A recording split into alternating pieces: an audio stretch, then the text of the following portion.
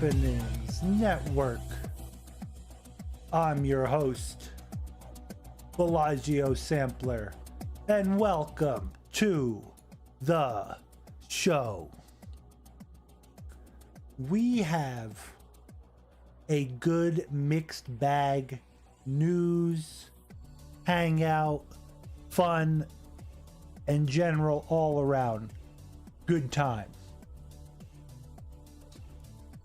Tonight you can bring some news to the table and we will discuss various topics. But we're going to start with a few. Welcome to the bunker.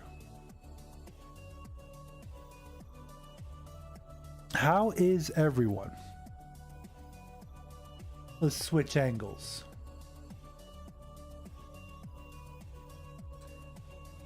Been a long week. People are calling it a slow news week, but not really if you look at the finer details. We're going to look at a few news topics of various degrees, a couple specific angles we might cover further in the future. We're going to break now, kind of retroactively. Then we're going to look at a bunch of cooking threads on the cooking 4chan board. Then we have various videos we might get to, and some work safe gift topics that are always fun. How are you guys? How's your week been? How is work? How is the wagey in the KG? Let's pull up a window for our first interesting article. We are going to mute the music in between articles just in case. And then when I'm commenting on you guys, I will put it back on.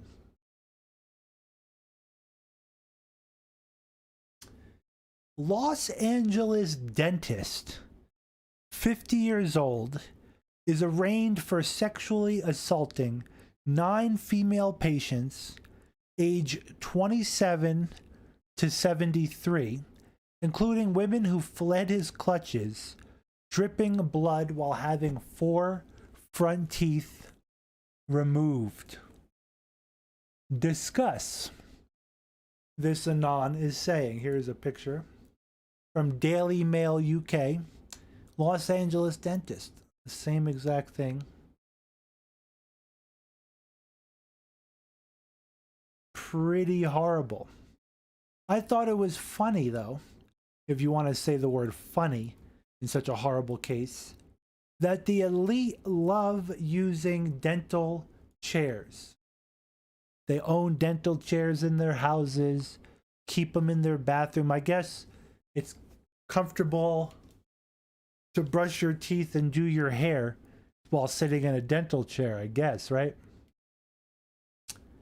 Imad Fathi Mowad, 50, was arraigned Wednesday. Prosecutors said the sexual assaults took place in LA between 2013 and 2019. Steve-Vonk, how you doing? Building things on the farm. Very, very nice. We are doing great. Life is good. LA dentist was pictured in court after being charged with bad stuff. Sexual misconduct to the highest degree. He appeared before Judge Miguel Espinoza in LA County Superior Court. He's jailed on nearly $2 million bail. Okay. How much time is he going to face? Did they not give him a time yet?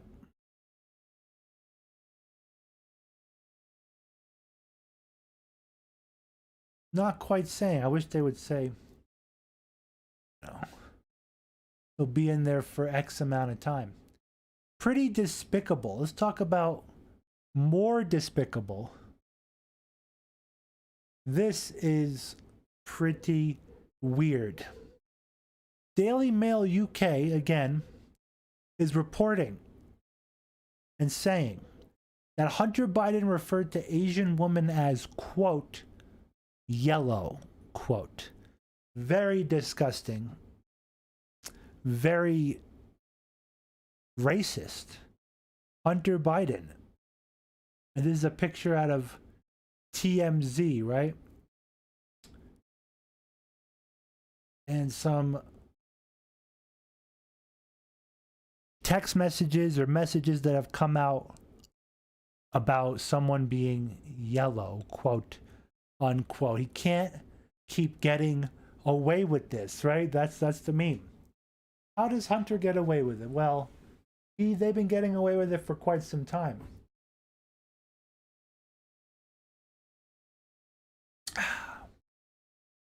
You remember the stories of Hitman Anon up in the Aspen Rockies, right?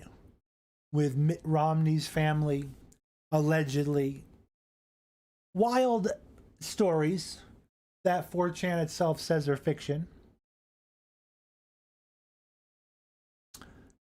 These elite get away with proverbial, metaphorical, and sometimes, unfortunately, literal murder. Pretty sad stuff. But hopefully, because he did something in terms of race relation, hopefully he'll get in bad trouble. This Anon is asking, this might be a data mining thread. Let's talk about this for a little bit. Memory hold, perfect. How you doing? Maybe you can comment on this. But this Anon is asking, has anyone ever been gang stalked by the government via drone before? Very specific question, huh? There is a drone constantly circling my house, watching me every single day. Someone says, no, not by drone. Simple response. This Mexico Anon, or VPN, says not by a drone, but by DHL.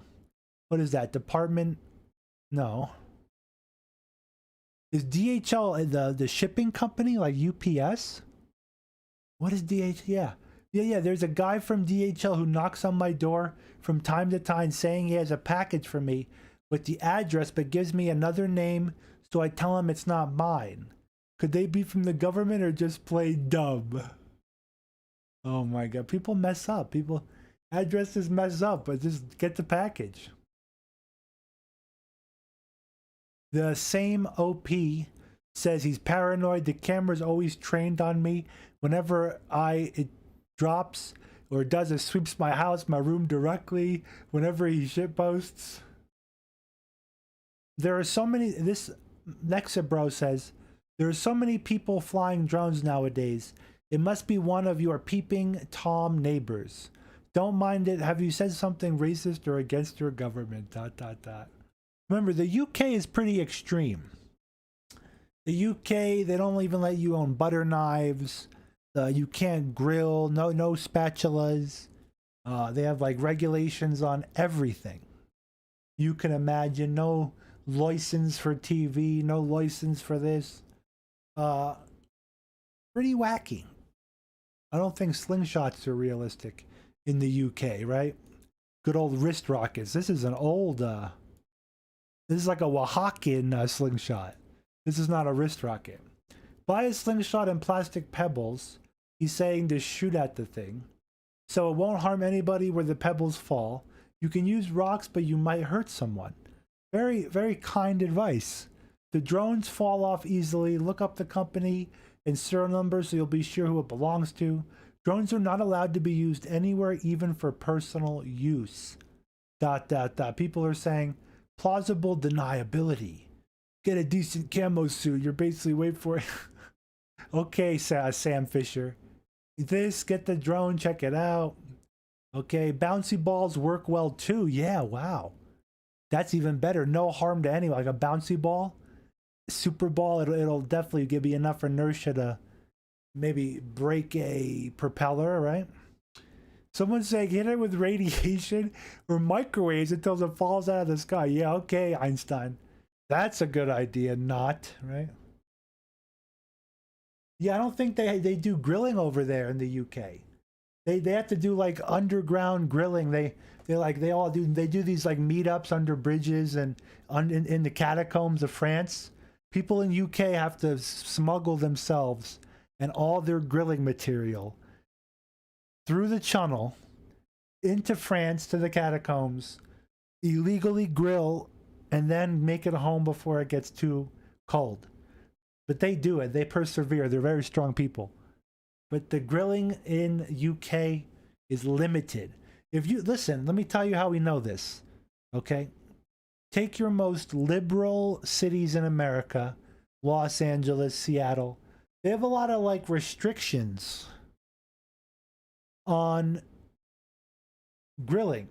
You know, you can't use charcoal, you need propane only, yada yada.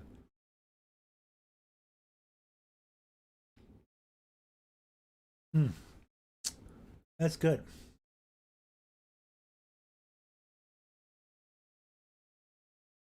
Let's see what you guys are saying. Let's go down this thread. Nothing. He did not knock it out of the sky to take a picture of it. That would be funny. They would be talking about it for ages. You guys are saying. So memory hole 4.0. I haven't checked if it's the real memory hole. I think it is. I have a feeling it is. See, I think it is saying. He linked it on his Twitter. CIA top secret dog real microwave tech that beams BBC. I bet CIA loves that. Very cool. UFO presentation. Fishing weights. Whoa. That is a inquisitive idea. Put a little. I think we have to get the video game news. This claims it's DCM free. It doesn't say. You know, it doesn't say. I think we could play it on low.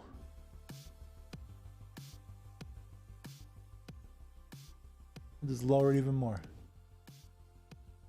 Perfect. How are you guys doing in between? Before we get to the next bit of news, let's do a little relax. How have you guys been? What have you been doing in your off time? Any cool video games? We're going to watch a couple E3 presentations.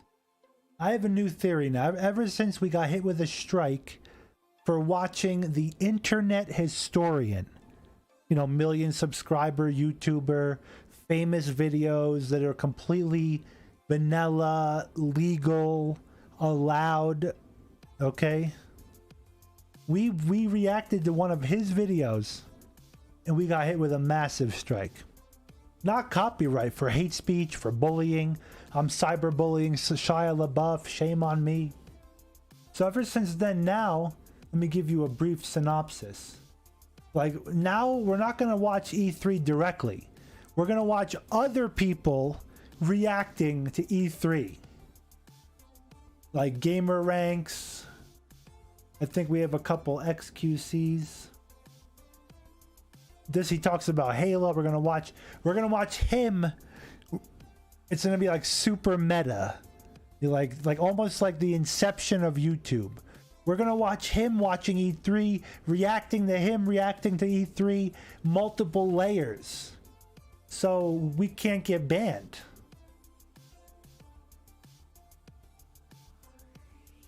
And then we're gonna talk about something that it's gonna be a really good video about said guy.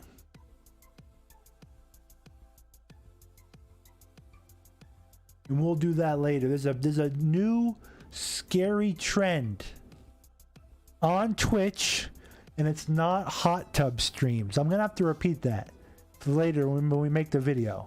That's perfect. That's a perfect opener. There's a new scary trend on Twitch, and it's not hot tub softcore porn streams. It's even worse. And we're going to talk about it. It's kind of linked to Japanese big gaming obsession, pachinko. Very multi-layered presentation. We have to keep ahead of the algorithms. Other than that, I downloaded Enderall. Enderall is a huge mod overhaul for the popular Todd Howard masterpiece Skyrim. And Enderall just uses the Skyrim engine, but it is a completely different game, different story, different world, and mod pack. We're gonna try that out. I might re-record it and upload it as part of the gaming series.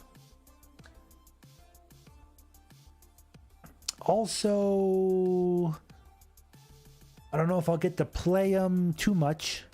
Soon I'm going to be very busy. But Fallout New Vegas, the mod is called Dust Survival. It's a mod pack. And then also Fallout New Vegas, is it called After War Nevada, maybe? Does that ring a bell to anybody? You guys know. And then soon, Black Eagle is gonna completely publicize and make a public, open up the Discord, make it public for everyone. Everyone will be able to join in and follow by the rules. So soon that's happening. So we'll be able to hang out whenever I'm gonna go live, super quick, super randomly, for just a quick thing. And I'm going to try to keep the updates, the videos going for a while. Random videos. Tonight is going to help. Hopefully this episode will be like 10 videos to upload into the main channel. And I'm going to start doing like every other day uploads, or 3 times a week, 4 times a week, just to space it out more.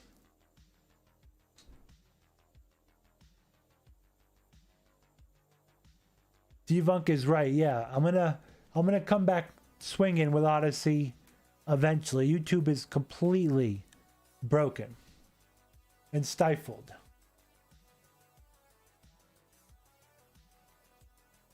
Memory Old's hype for the new Battlefield 2042. Kyle Francis says Chivalry 2 Bellagio. You would love it. Yeah, I have Mordhau. I don't play it enough. I should. Chivalry looks pretty fun though. It looks very meme worthy.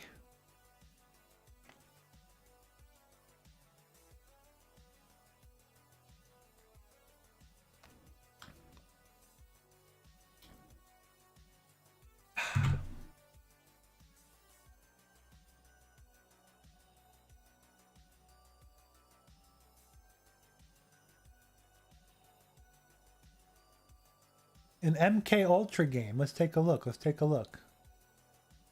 Oh yeah, I forgot. I must take that out of the link. Also, I want to play a round. I missed the 13th of the month. Is always the best day to play Space Station 13. But I want to play, do a Space Station 13 upload video for one of the week's game uploads. That always brings in some powerful anons. That game is a powerhouse. What is this? What did you send? Maybe I read.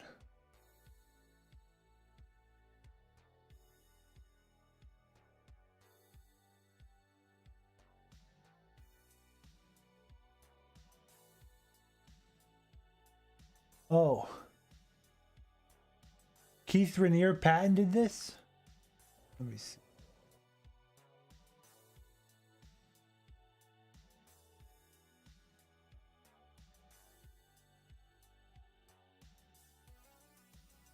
For the purposes of... Yeah. Interesting. Interesting.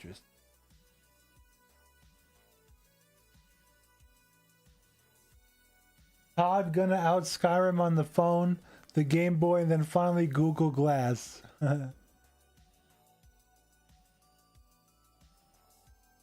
Very cool, very cool. Elden Ring does look really cool. I'm a huge Dark Souls fan. Love the storyline. Love the lore. Elden Ring's gonna be great. Okay, here we go. Here we go. United States, POTUS. How would it be if the United States were viewed by the rest of the world as interfering with elections directly of other countries and everybody knew it? What would it be like if we engage in activities that he engaged in? It diminishes the standing of a country. Joe Biden says. Imagine. What other gaffes has Uncle Joe done? We have a few more. A few more. For example, with Putin, he has been a complete mess. He's been fumbling at the G7 summit, whatever, the G3, G7. He's been fumbling, bumbling, dumbling, stumbling. He's been babbling, flabbling. This guy has been mincing words. He's been off kilter, unhinged. It's been very embarrassing. Even the Biden fans are a little like, ooh, geez, you know?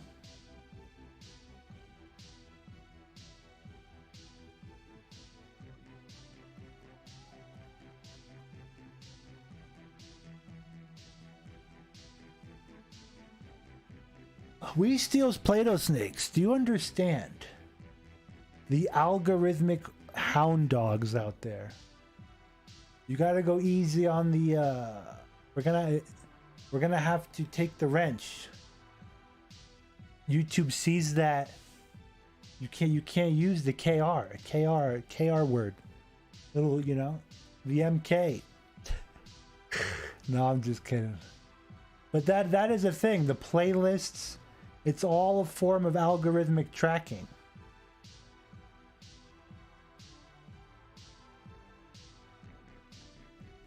Have you noticed that videos just go missing on these playlists? They get instanced. You can only watch them if you're in certain servers, yada yada. YouTube is doing their best job to stifle and compartmentalize information. I really gotta check out Odyssey. People say that the UI is not that good and the search feature is not that good. At this point, we can't even say YouTube is good anymore. YouTube's own search features are extremely horrible now. You know, like BitChute is like up to par now. Crazy, right?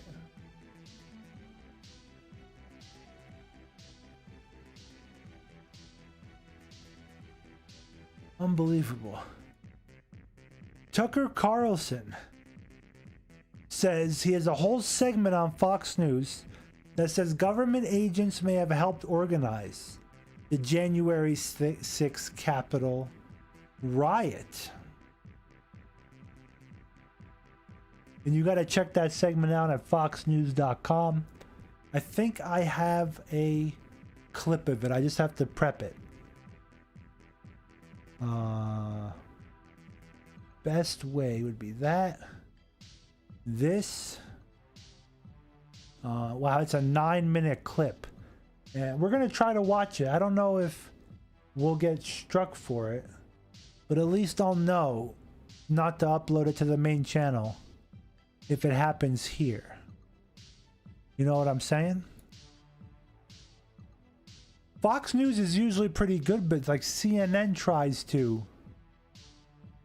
CNN tries their very hardest. Oops, what was that? That there. They try to claim, you know? Let's do a little sneed dance over the logo.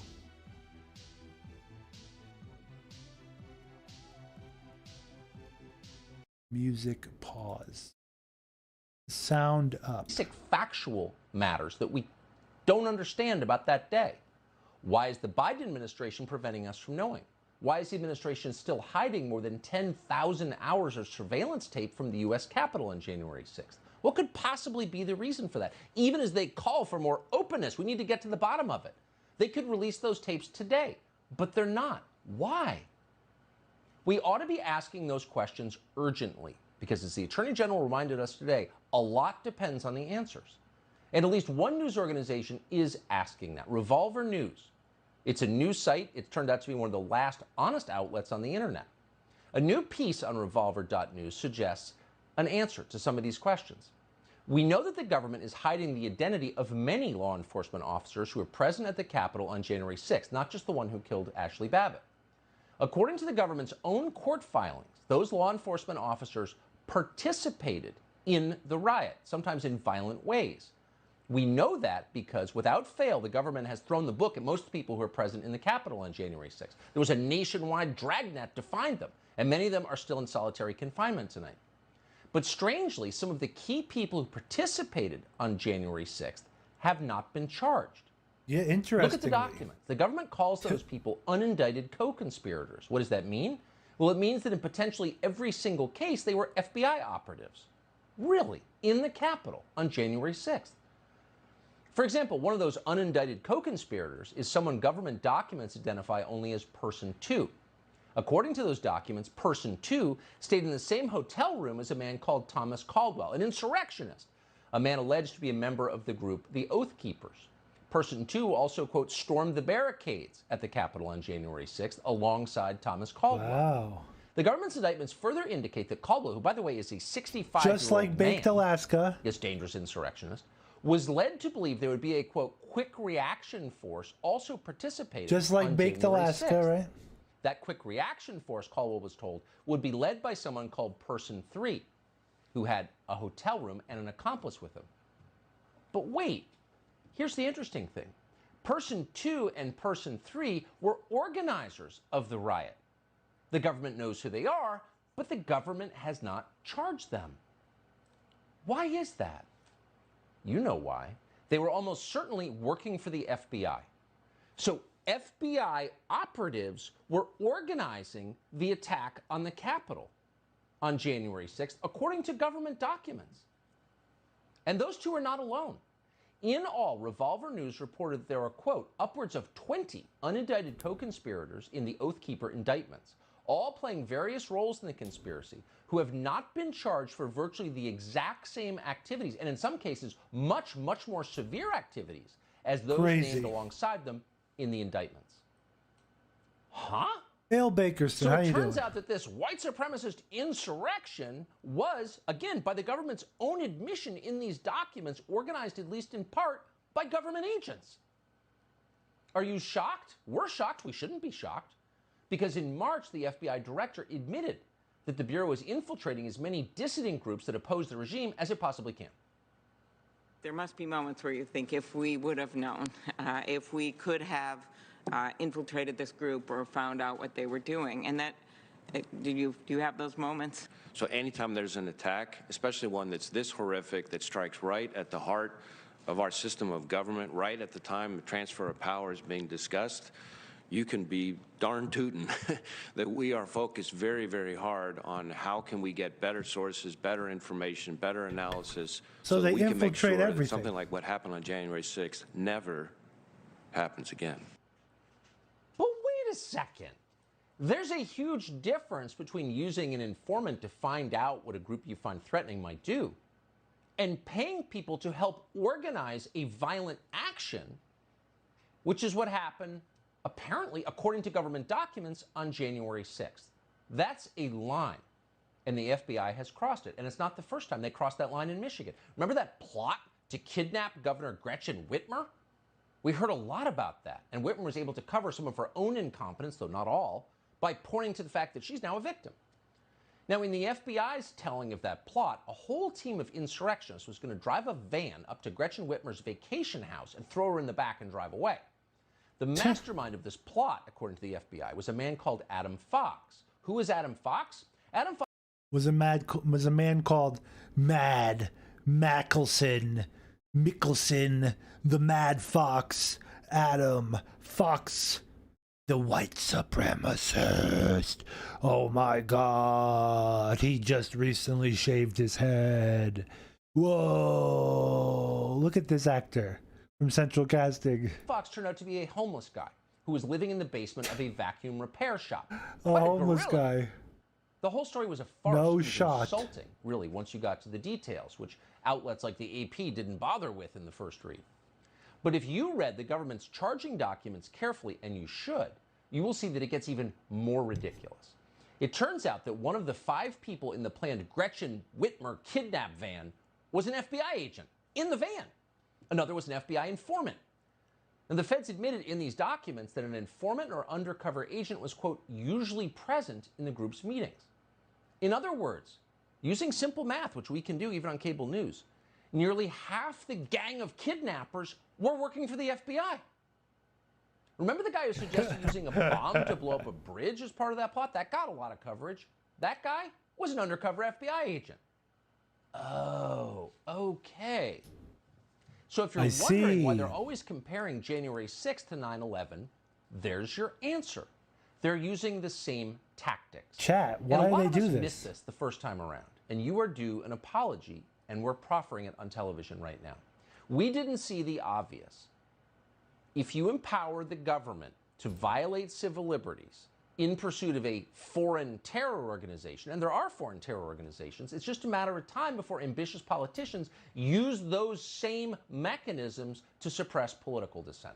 And that's what we're seeing now. We should have seen it earlier. Trevor Aronson wrote a book on this called The Terror Factory, and it analyzed every terror prosecution from 2001 to 2013.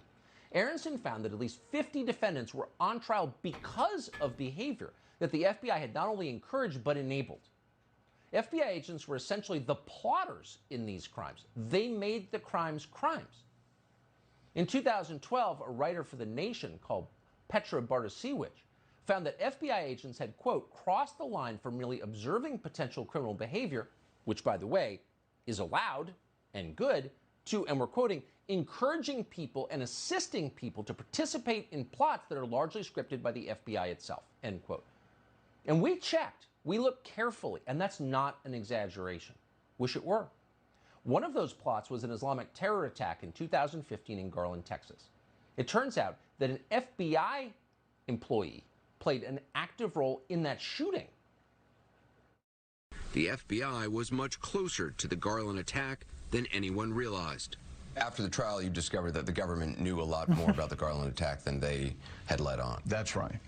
Yeah, after the trial, we found out that they had had an undercover agent who had been texting with Simpson less than 3 weeks before the attack to him tear up Texas, which to me was an encouragement to Simpson. The man he's talking about was a special agent of the FBI, working undercover, posing as an Islamic radical. Man, so they're doing that to Islamic radicals. What are they doing to American citizens? That should really worry you.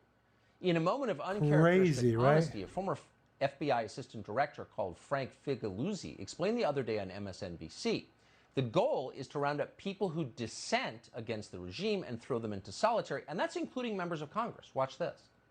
What have we learned from our experience with international terrorism? In order to address that problem, arresting low-level operatives is merely a speed bump, not a roadblock. In order to really tackle terrorism, and this time domestically, you've got to attack and dismantle the command and control element of a terrorist group. That may mean people sitting in Congress right now. Round up sitting members, duly democratically elected members of Congress because they oppose the regime? Even Vladimir Putin's not doing that. And there's a former assistant director of the FBI calling for it on television and no one noticed. So we're rounding people up. How about rounding up the FBI operatives that rioted on January 6th? Why not identify the guy who shot Ashley Babbitt to death? This is crazy, and we should resist it. He's right. He's right about that, Mr. Kabbalah Tucker. He's right. At least he's calling it out. Let's put the window back up. Pretty radical stuff. Pretty radical stuff, guys. This thread was probably pruned right away.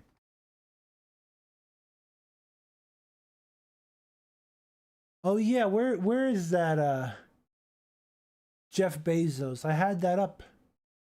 I don't think I talked about it last time. Let's find that. Jeff Bezos. Yeah, where's he going?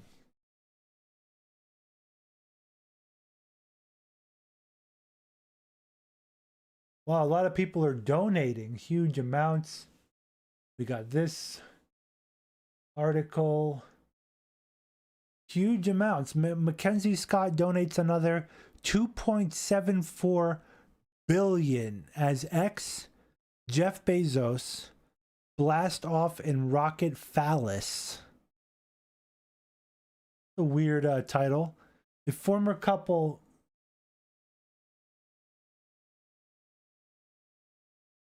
on Tuesday, for the third time in less than a year, Mackenzie Scott, the ex-wife of Jeff Bezos, announced that she had given more than $1 billion to charity. This time it was 2.74 billion to 286 different organizations, including one focused on racial justice.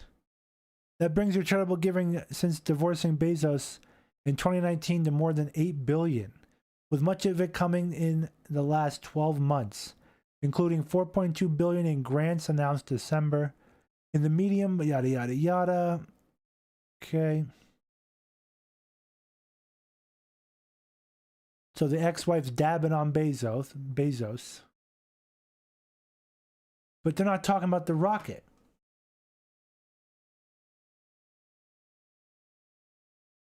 Photos of Blue Origin's New Shepard rocket and the spaceship offer a peek at Jeff Bezos' first-class flight to the edge of space.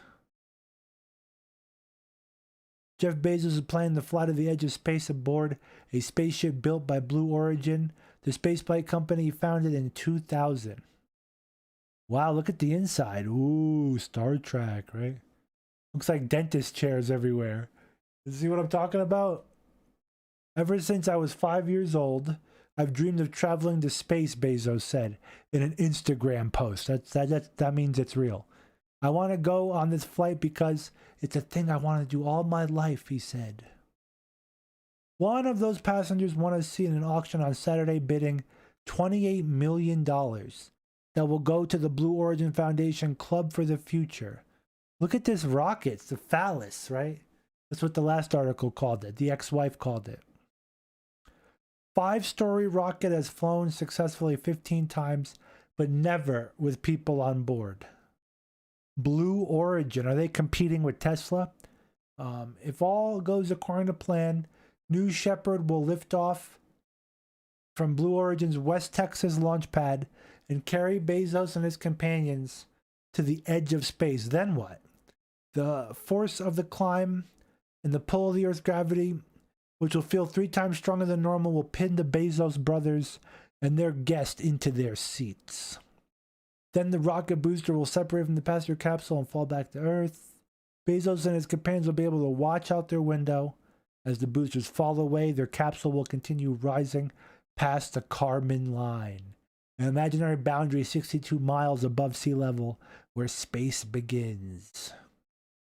The rocket booster will plummet through the atmosphere, then fire its engines to lower itself onto the concrete landing pad.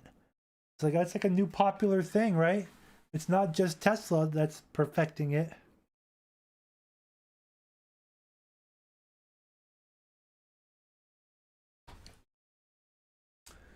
Let's explain some technology to the people out there. This is like the hobby rockets for the elite. Tesla, this guy, these little rockets that land back down so they could keep playing with the toy. This is all chump change compared to the anti-gravity that the Navy and Air Force hold, the military technology. These little booster rockets, right? They'll be weightless up in space. They can unbuckle and drift around and hug each other, gazing at Earth below and the blackness of space behind them. The capsule features the world's largest spaceship windows according to Blue Origin. Ooh, the largest windows. Pretty scary. The windows are the weakest point. The entire flight is automated, so there are no pilots. Blue Origin's website indicates the New Shepard passengers will wear only a jumpsuit. not a pressurized spacesuit and helmet. New Shepard is designed for a tourist experience, with views and comfort among top priorities. Crew Dragon, on the other hand, is made of professional astronauts who monitor and control the spaceship. Dragon passengers sit face to face with a set of screens. NASA requires astronauts to wear spacesuits. The friction of the space capsule that's fallen through Earth's atmosphere can heat the surrounding plasma material to 3,500 degrees Fahrenheit, but remember, that will not melt steel, so the capsule's heat shield. A panel of heat-resistant material at the bottom must protect the passengers inside. Even so, they'll likely be in for a bumpy ride. A few minutes later, the capsule should release 3 parachutes, and they'll land safely back in Texas. If anything goes wrong during the landing, the capsule seats are designed to absorb some of the impact to protect the passengers. Oh, how genius. Recovery team will be there to help them climb out and delouse them to get rid of the space lice. That's always a problem. Space lice, always an issue. Pretty radical stuff, ladies and gentlemen. Why do you think he's doing it? Publicity stunt to get his company up and going, up and running? You guys tell me. What do you guys think? Let me... The other light is on. Never mind. I was going to put a light on.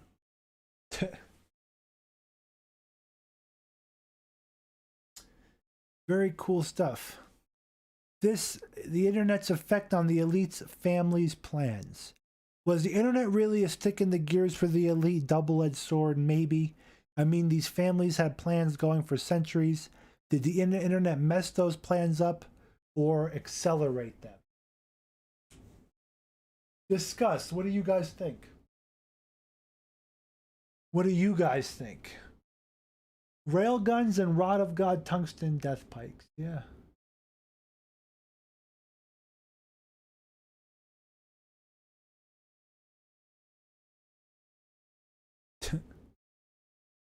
I think the internet is a double-edged sword. I think they used it for a lot of disinformation, but a lot of real truth has come out also.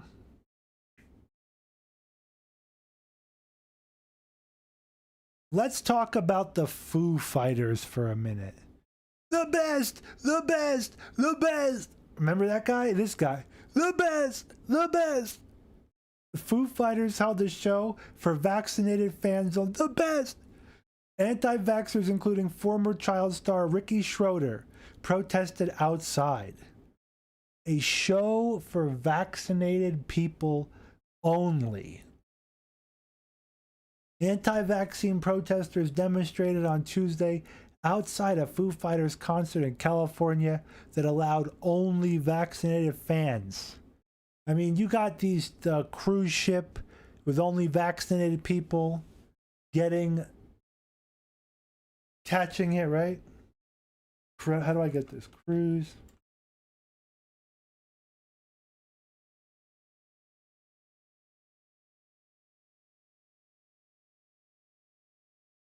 Let's see if I can find it.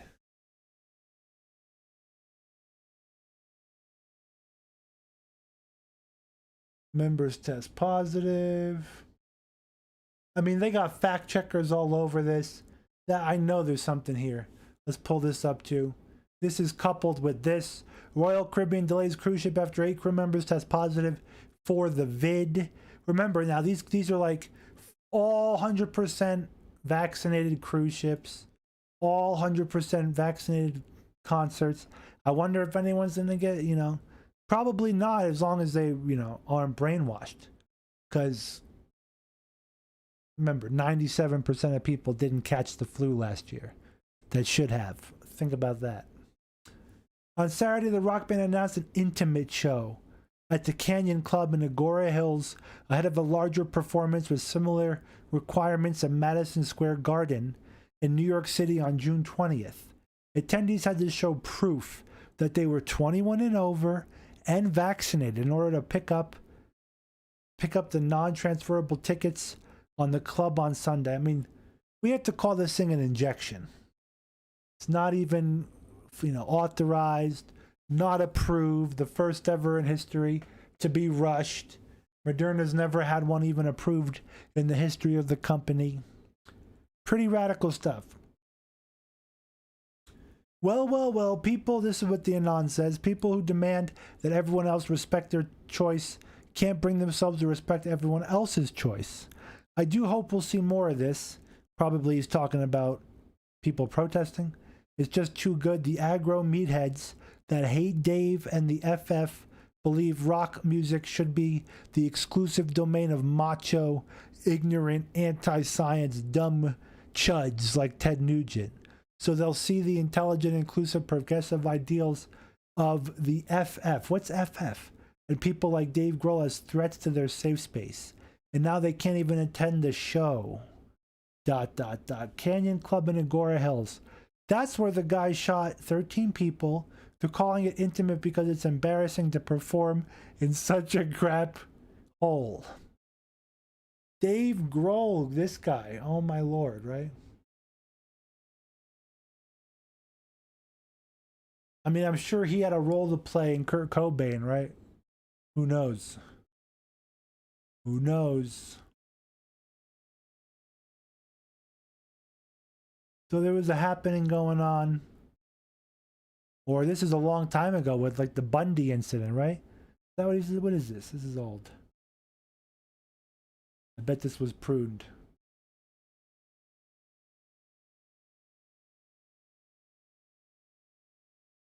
Hold on. I pulled it up because it looked interesting. I didn't know what it was. It looks like the Bundy incident. Remember that? Bureau of Land Management, guys. They're pretty insane. Look at this position.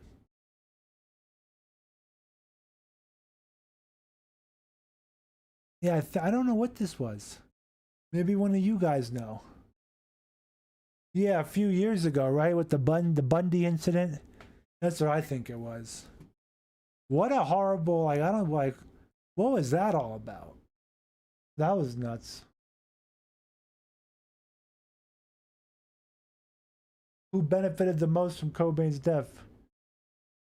Probably his wife, his ex-wife, Dave Grohl, right? Couple more news articles, then we're gonna have a big laugh. Big laugh. I got some stuff. Got some stuff. Probably not all of it is gonna be copyright free, but that's why we upload the good stuff later to the show. Yeah, that was Bundy. You're right. You're right. Quentin Tarantino. Now say what you want about his movies. His movies are okay. But there are some very questionable pictures out there with Tarantino. Very questionable stuff. This Anon is saying, be Quentin Tarantino. See your mentor Weinstein get indicted for sexual stuff. Friends going down left and right. Hastily marry a merchant. And literally move to Israel, which famously does not extradite people. Bad people, right? We don't want to say that for the algos. He's still there, bros. Can anyone come up with a better explanation for why someone so in love with Los Angeles would just up and move to Tel Aviv?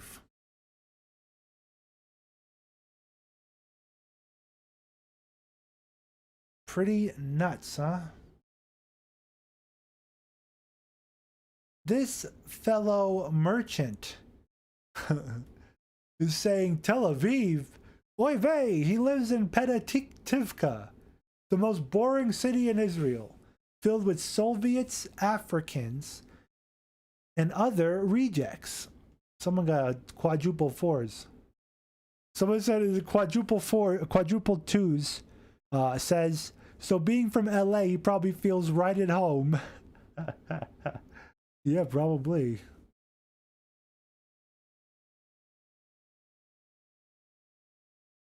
My life here is so wonderful, director Quentin Tarantino says about living in Israel. Very interesting, though. Very interesting connecting of the dots. What do you guys think?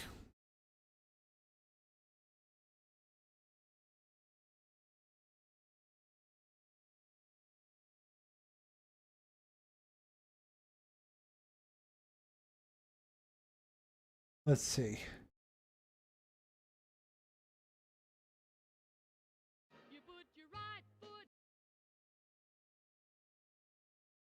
Yes, it's very good. Very good. You hate Quentin Tarantino personally? Yeah. Very odd stuff. Biden flips out. Dementia rage. Biden snaps on CNN reporter. What the hell? What do you do all day? If you don't understand that, you're in the wrong business. Man, I really hope there is a... I really hope there is video footage. Oh, there is. Oh, yeah. There's Papa Joe. Let's watch it. Ready, guys? Hold on. Oh, Papa Joe. Papa Joe. Let's get to the big screen. Papa Joe. Let's see. Ready? Why are you so confident he'll change his behavior, Mr. President? Yeah, I'm not confident changing behavior. What the hell? What do you do all the time? So when did I say I was confident? You said in the next 6 months you'll be able to determine. What I said was, let's get it straight. I said what will change their behavior is if the rest of the world reacts to them and it diminishes their standing in the world. I'm not confident of anything. I'm just stating the fact. But given his past behavior has not changed, and in that press conference after sitting down with you for several hours, he denied any involvement. He checked his earpiece. Did you see that? He checked his earpiece, and his handlers, you know, the director was telling him to calm down. Joe, calm down a little bit. You know, you're coming off too strong, Joe. You're not allowed to beat that reporter. After sitting down with you for several hours, he denied any involvement in cyber attacks. He downplayed human rights abuses. He even refused to say Alexei Navalny's name. So how does that account to a constructive meeting as President Putin? You don't understand that. You're in the wrong business. Is the summit with China? Who are we? Damn, I thought we voted against this, boys. We got too cocky, Biden bros. I thought we voted against this misogyny, the chauvinism. Did you see how he treated that reporter? He told her, you're in the wrong business. President Putin. You don't understand that. You're in the wrong business. Is the summit with China? The way he turned around was kind of thug. Put on the thug life glasses right now and then have him, you know, shad man away. He whips around, man. I'm surprised he didn't get whiplash. When you're that age, look how quick he turns. Is the summit with China? Cool, we need to love quickly. Let's go. Quickly, cool. Wow. The brazen. He's like the Brahma bull himself. The people's champion, right? He's the people's president, guys. 81 million votes. The people's president. You're seeing it right there. He said, listen, bitch, you're in the wrong business. And he whipped around, right? He did a 180 and walked away. He did a full 360 and left. Corrid's over on Twitch. How you over there? How's it hanging, Corrid? Honestly, seeing the way Biden treats these reporters is kind of based, Corrid says. It is. I think it's kind of, yeah, it is. Because now they can't complain about it, right? What's the news going to say? They just have to shut up and take it. The Brahma Bull Biden. You're in the wrong business, bitch. That's what he said. I don't know how he did it. 2 scoops, 2 terms, 2 half terms, right? 2 scoops, 2 eighth terms before Kamala takes over. Deal with it, chud. Chud, right?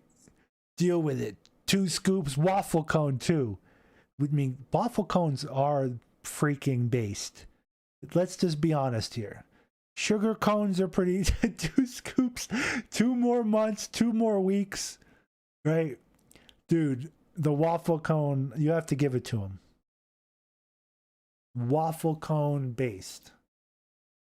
Wafer cone kind of not cool. Sugar cone pretty good, but waffle cone top tier. Inverted pyramid waffle cone scheme.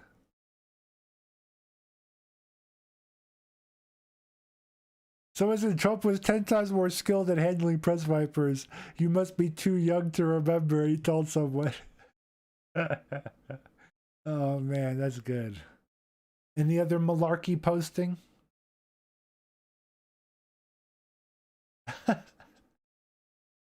The memes. The memes continue. What's next? This is actually, we're going to do this one right before getting into the food threads. Because here's the last bit of news. Happening, Fed crashing the economy, increased printing, lower interest, inflation is a hoax, is what the Fed is saying. This is a 1 hour and 16-minute long presentation. Rapid growth reflects the continued bounce back in activity from depressed levels. The sectors most adversely affected by the pandemic remain weak, but have shown improvement. Household spending is rising at a rapid pace, boosted by the ongoing reopening of the economy. For participant expectations are not anchored at a place that's consistent. If they're lowering interest rates, interesting. That's all I'm going to say. Impact on that, which was labor supply outperforming expectations over a long period of time. It's been for a long time, and Jerome Powell. We like the leverage ratio to be a backstop. I bet Corin has information on this meeting more than I do. Leverage I didn't watch it. Let's see what some of the people are saying. Okay.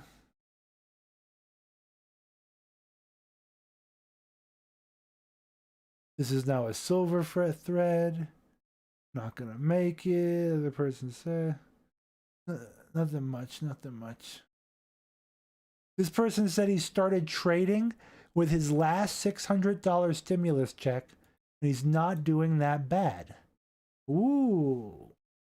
He started trading with $600, and now he has $5,000. I don't know what he's doing, if he's doing stocks or crypto, but. And this other person from a different country or VPN says, because we're in a bubble, it is almost impossible to lose money until it starts crashing. Well, that guy obviously does not invest in crypto. He does not know that it's very possible to lose money. So this final poll thread, people are asking what country has the most gnarly food. The most gnarly food. This guy says Mexico. He doesn't think they understand hygiene or refrigeration. Now, I don't think it's Mexico, to be honest.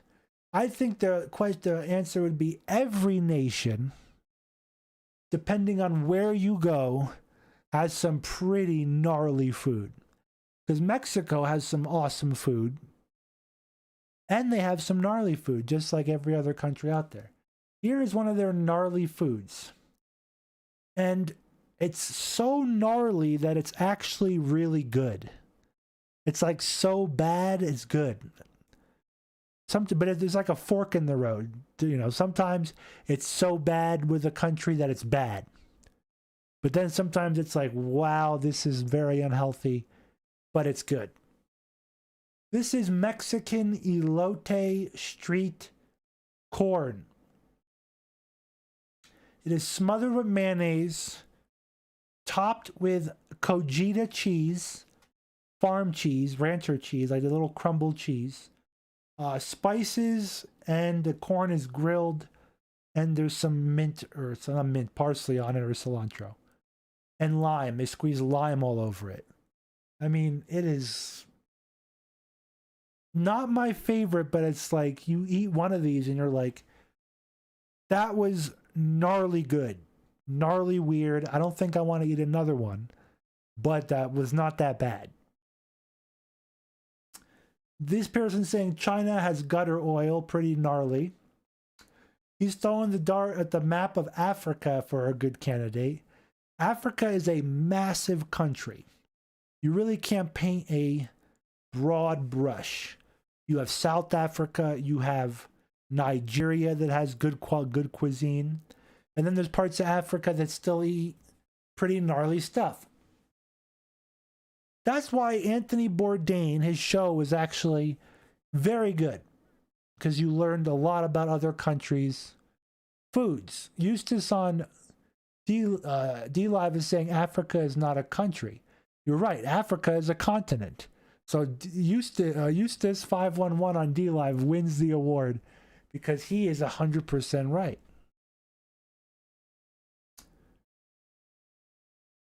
And this guy says he's throwing a dart, like rotating the map, throwing a dart. Africa is also a very large continent. To hit Africa with a dart would not be that hard. This guy says the sickest he's ever been in his life was from food in Mexico. He's been there 3 times. I only felt decent when I would drink. I think the alcohol killed the bacteria. So here's a trick as we move forward into some food threads. There's a lot of pizza coming up, guys. For all you weirdos out there. Look at this pizza.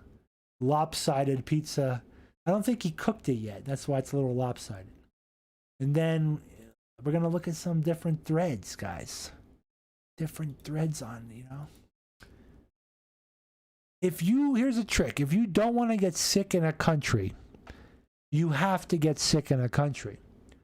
So here is the secret when you go to a country, okay? If you drink the local water, you're going to get very sick for like a day, 24 hours to 2 days. But then afterwards, you are going to be immune to the local food. If you go to a country and isolate yourself and just drink bottled water and just eat McDonald's, you will also be safe but in a different way, you'll be sick. But if you want to enjoy the local foods of a nation, you have to bite the bullet and drink local safe water. What I mean by that is water that other people are drinking every day from babies to adults. But that water is going to make you violently ill.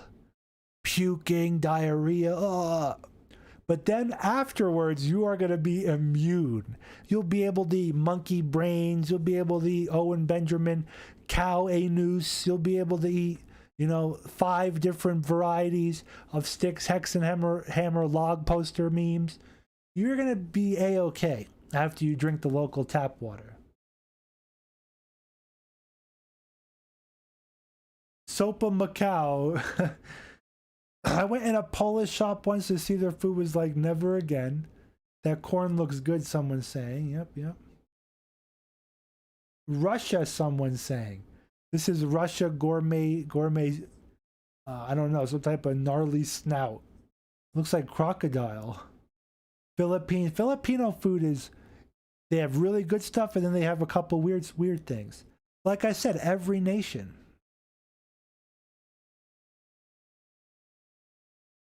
That's why we watch food videos from time to time.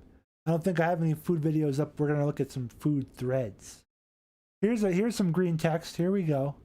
Ooh, wow. Fair, dude. The fair food.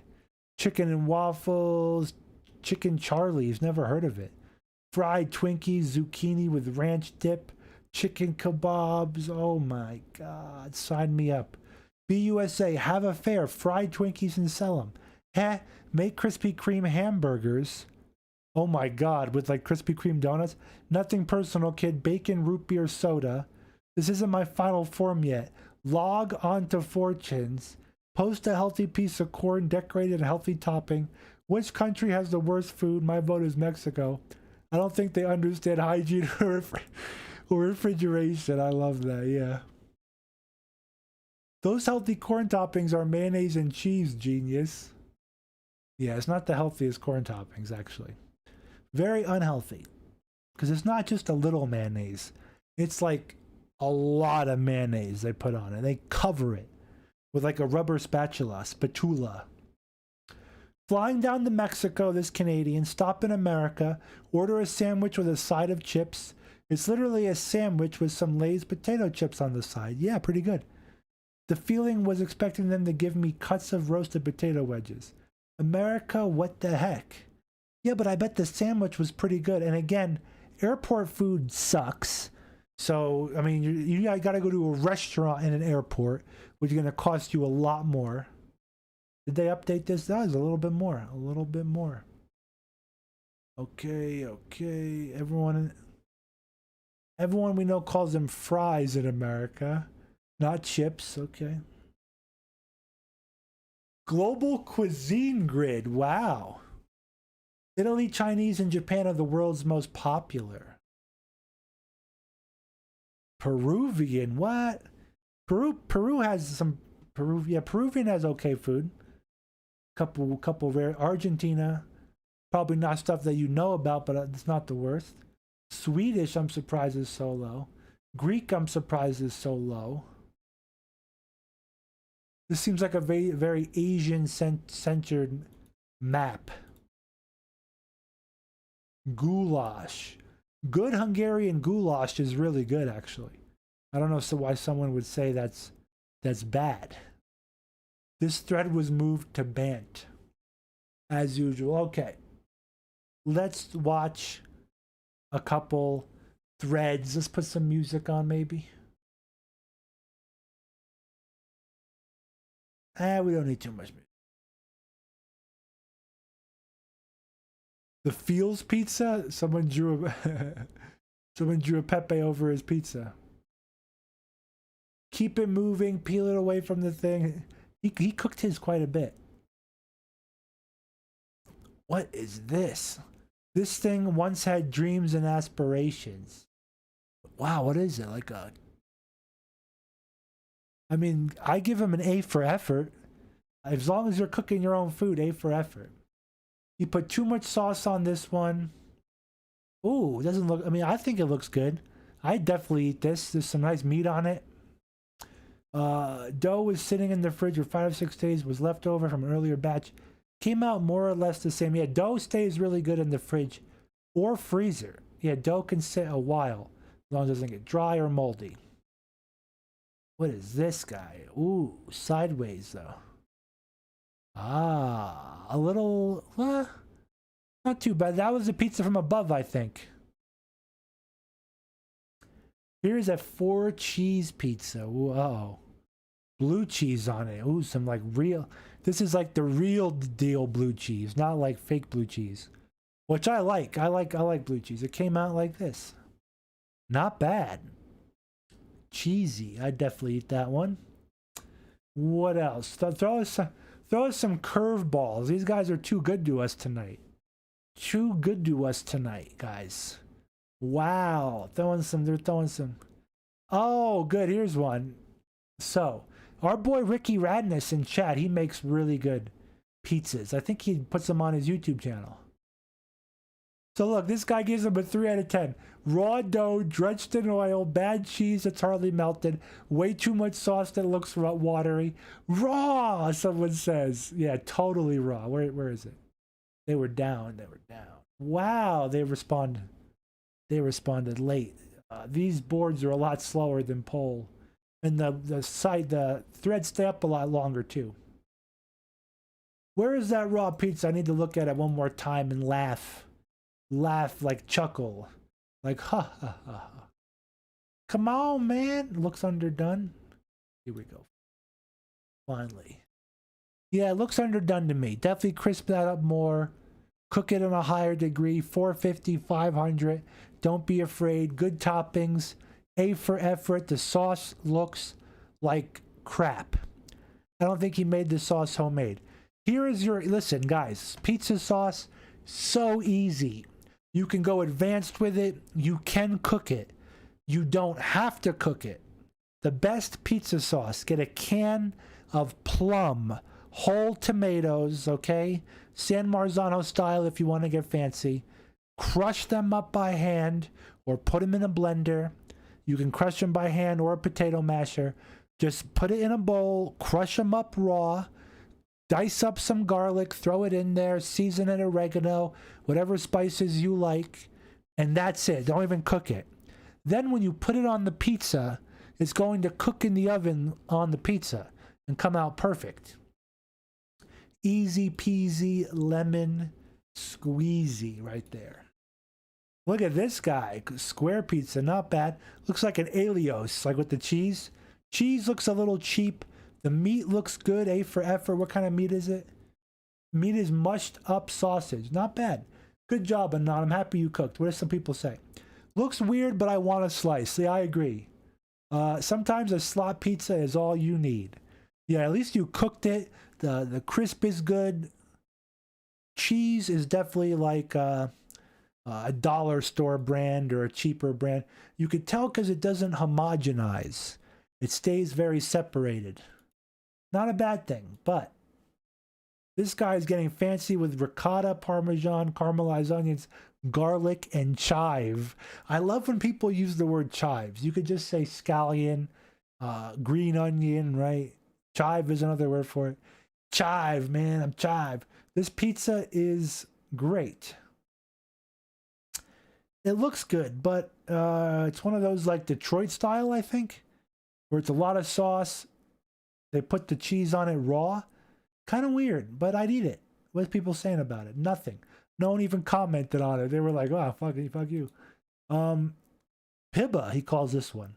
This is not pizza. This is now pibba. Damn, Olive Boy. Listen, I am Greek and Italian, American. I love olives. I like real olives, Kalamata olives, real green olives. These are canned green and black olives. So they're not my go-to, but these I call fake olives. These fake olives are good on pizza sometimes. I actually like these fake olives on pizza only. You know, they're pretty good on pizza. This pizza I would like. It looks pretty good. I don't know. What's your opinion on the fake olives, guys? I'm real particular with ingredients. These are not real olives. Boom, boom, boom. But they are good on some za. This looks pretty good. Made it with his G3. Made this in my G3 Ferrari. I don't even what the fuck you're talking about. Ready for round 2. Wish I had bigger leaves. This was the original poster. His dough looks a little wet, but cook it good enough, it might come out good. Wow. Who is this guy?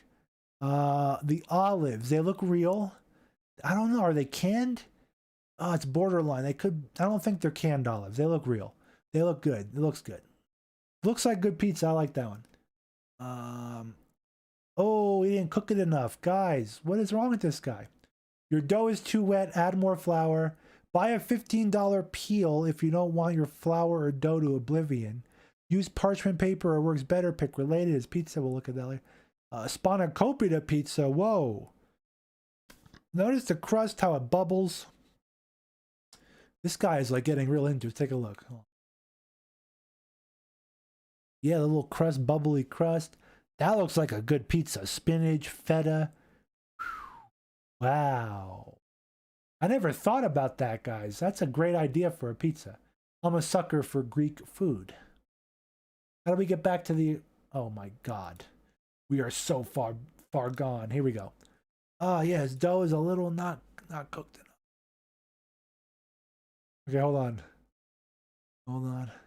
Where is the cheese? Where is the cheese? This guy's asking some deep questions. Wow, what the fuck is that? What the fuck is that? I don't even know. Where the F were you guys when the fermentation thread was up? Anyway, I've never had artisan pizza in my life. The best would be Domino's pizza, but in my 24 years, I've eaten about 2 pizzas total. But making one, this would be the first time. I have no mozzarella or Gouda or anything fancy things you guys are packing. Sorry. Hey man, A for effort. No one commented on it. But for someone that only is eating Domino's and Pizza Hut, I mean, is that pineapple? I have no idea. I'm not commenting on it. But you get an A for effort in Bellagio's book. This guy used a cast iron pan like a snob to cook his pizza. It's actually a really good method. I've never done it. But whatever is nice and hot retains heat. We're almost to the bottom. Uh-oh, Chef Boyardee pizza making kit. I wish someone would show it what came out of it. This guy tried. Hey, A for effort. Looks good. The thing that he messed up is with his oven.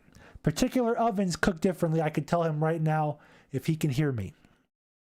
Your oven, you need to make it hotter, and you need to put your dough and sauce in. Okay, just put your sauce on the dough. Put that in the oven first for 10 minutes. Then put the cheese on it, finish cooking it, and it'll come out perfect. Because right now your cheese is too cooked. Too cooked. I'm like, dude, I'm giving you the tips, the pointers. That one looks pretty good. The crust is like what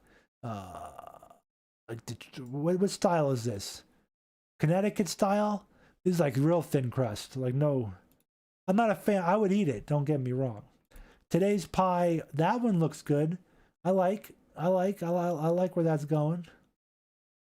Cast iron pan to make his all the time. Ooh, he has a really good cast iron pan. Ladies and gentlemen, these are worth a lot of money. They're hard to find. I don't know if he has a 17-incher or a 20-incher. They used to make him even bigger. They're like relics now, hard to find. I don't know what he put on top of it. Probably store-bought meatballs, it looks like. Is anyone commenting? You took it out too early or your oven set too low. Yeah, I agree.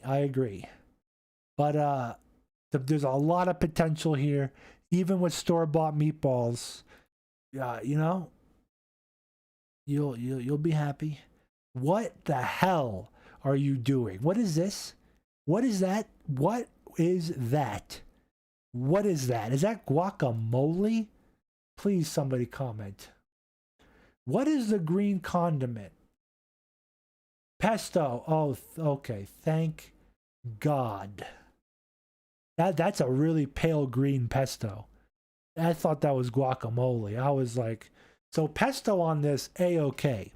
But guacamole on a pizza, it would have to be a very particular pizza, like a taco pizza, but nothing else. Absolutely nothing else.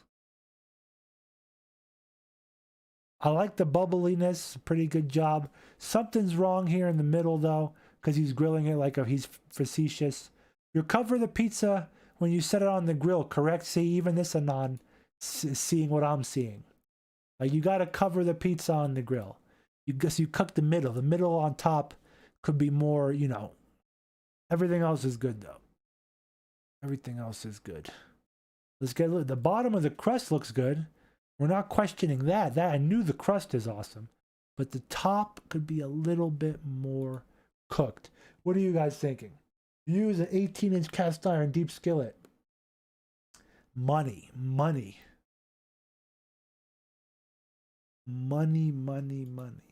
Pizza stone, Anon, coming in swinging.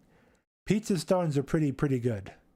They're a pain in the ass because you have to store them somewhere, or just keep it in the oven all the time, I guess. Or panza. This is not a pizza; it's a panza. Panzas are good too. I like Chicago style or pan pizzas. This type of pepperoni is really good. You either hate it or love it. The uncured, small, and it cups. When you cook it, it cups up like that. I like those.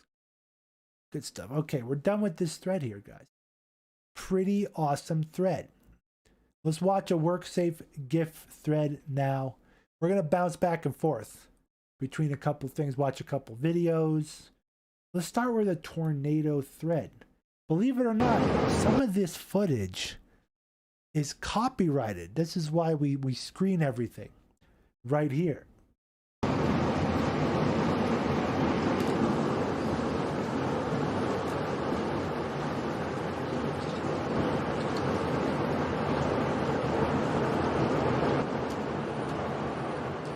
Wow, this is lower a little bit. It's too intense. This is going to scare some of you. It's too intense. Tornadoes are pretty scary, guys.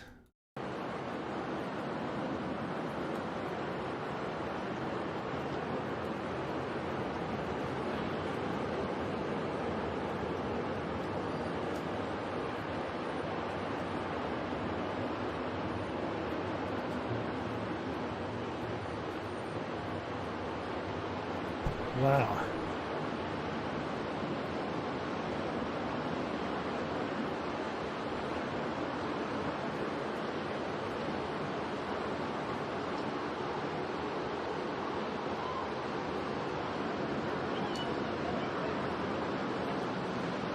crazy.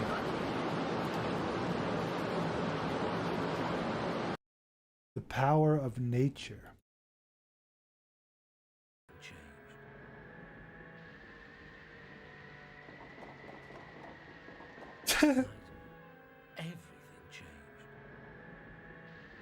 It's like Thomas the Choo Choo Train. Oh, whoa. We all seen these GIFs. I think these are like, they're time lapsed and they're touched up. So I think it's real. I've seen big weather patterns like this, but they do a little touching up, a little touch up. The famous one. This one's probably copyrighted, right? Yeah. At Clarence, yada yada. Let's see. Can we get away with it?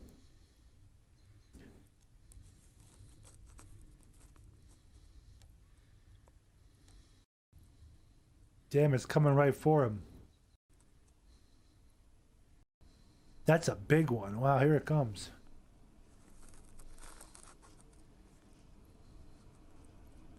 He's taking out his neighbor's house. Whoa. Unbelievable. Force of nature, man. Oh, man. He's taking out Susan's house.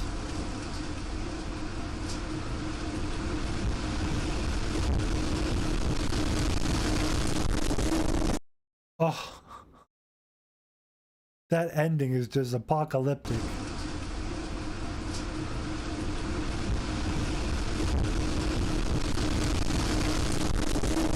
Phew. That one's apocalyptic. Tornado time. Let's see. Are these the old tornado chasers? The good old boys?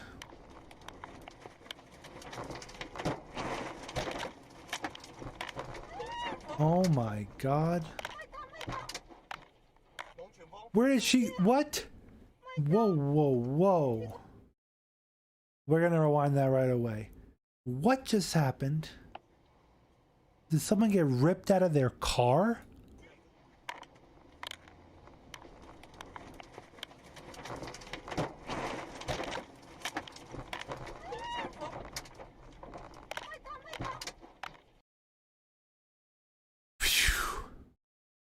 I am still dumbfounded on what just happened. So they're driving, let's piece by piece this. Driving, someone cuts them off. They would have been safer just hiding by this building, maybe. I don't know at this point, you know. It's a situation where it's hard to tell, and one decision. Okay, so there's debris. The tornado comes in. No one's outside. And then the tornado hits the car. And someone's just sitting on the right there. It just materialized. Like an act of God kept her safe. I'm blown away. I want to hear what the Anons have to say. Let's finish watching right here. I'm blown away. Tornado Chan.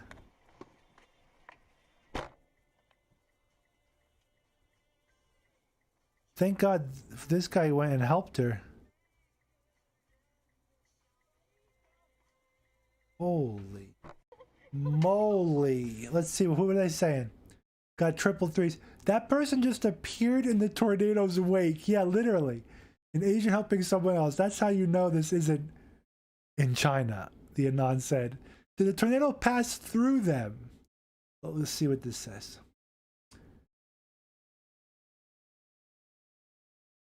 I'll be willing to bet she got sucked off the sidewalk or jumped out of the car. Unbelievable. Here's more to it. I think. Maybe not. It's just the... Yeah, it's just the part right. Uh-oh, this is out in Kansas probably, or... Why is he driving towards it? Why wouldn't you pull a 360 and drive away, right? Not a 180. Why wouldn't you pull a 360 and drive away?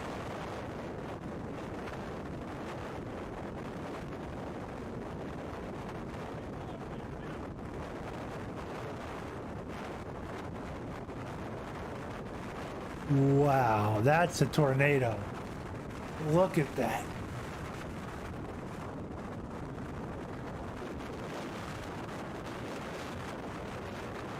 Holy moly.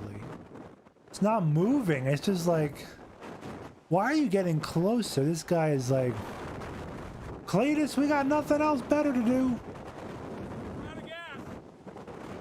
You're, I'm out of gas? What? Wait a minute. What?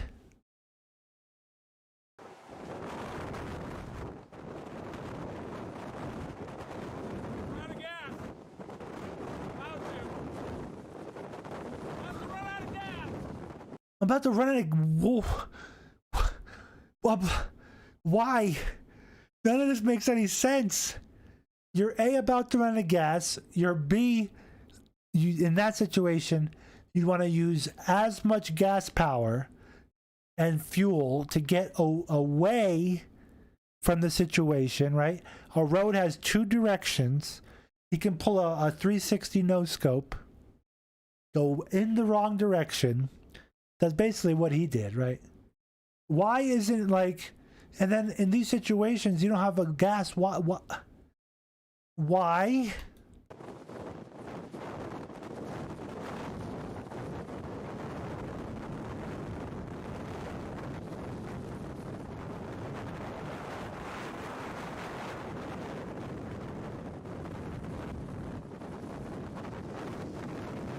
The gas station's on the other side.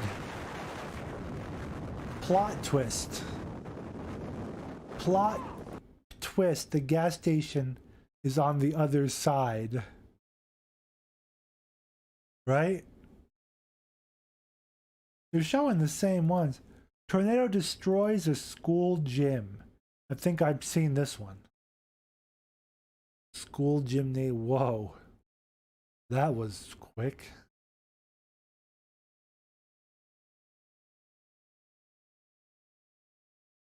Alrighty then. Wow. Inside an F3 tornado.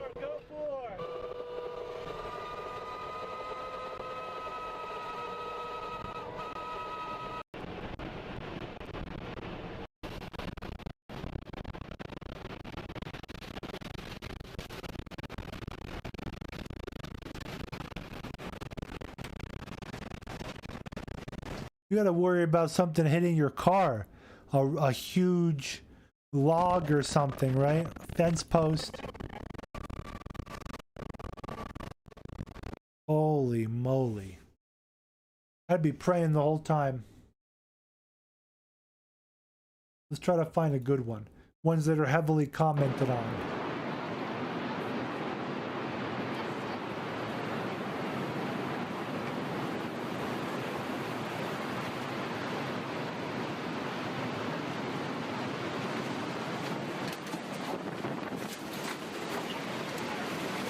Oh wow. You better get to your storm cellar or basement or bathtub. No, it's fine. Just stay right there. Good for you.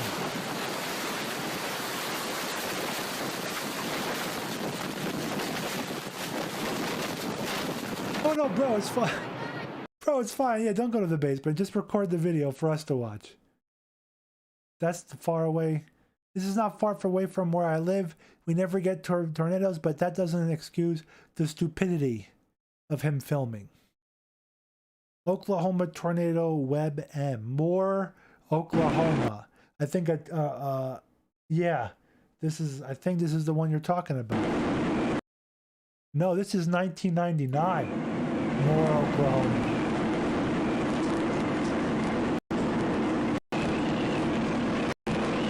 Can't see anything.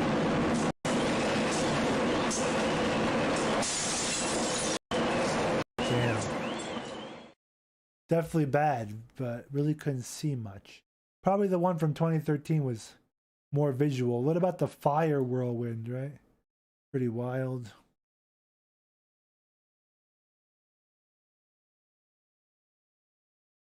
Jacer 2. Wow, that's a good example of a tornado. Pretty wild stuff, guys. Pretty wild. I think it's time to do a video because I'm going to do a Cuban cigar break. I have a certain lineup today. And I'm going to save this one so I could talk about it. These two are so I could talk about for a video. Okay.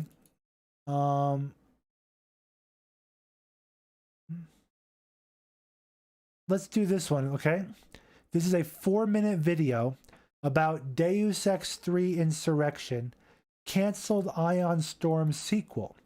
Why is this important? Because I want you to really listen to the storyline of this canceled Deus Ex game. The storyline is a mirror image of what's happening today. Are you prepared? Prepare your booties.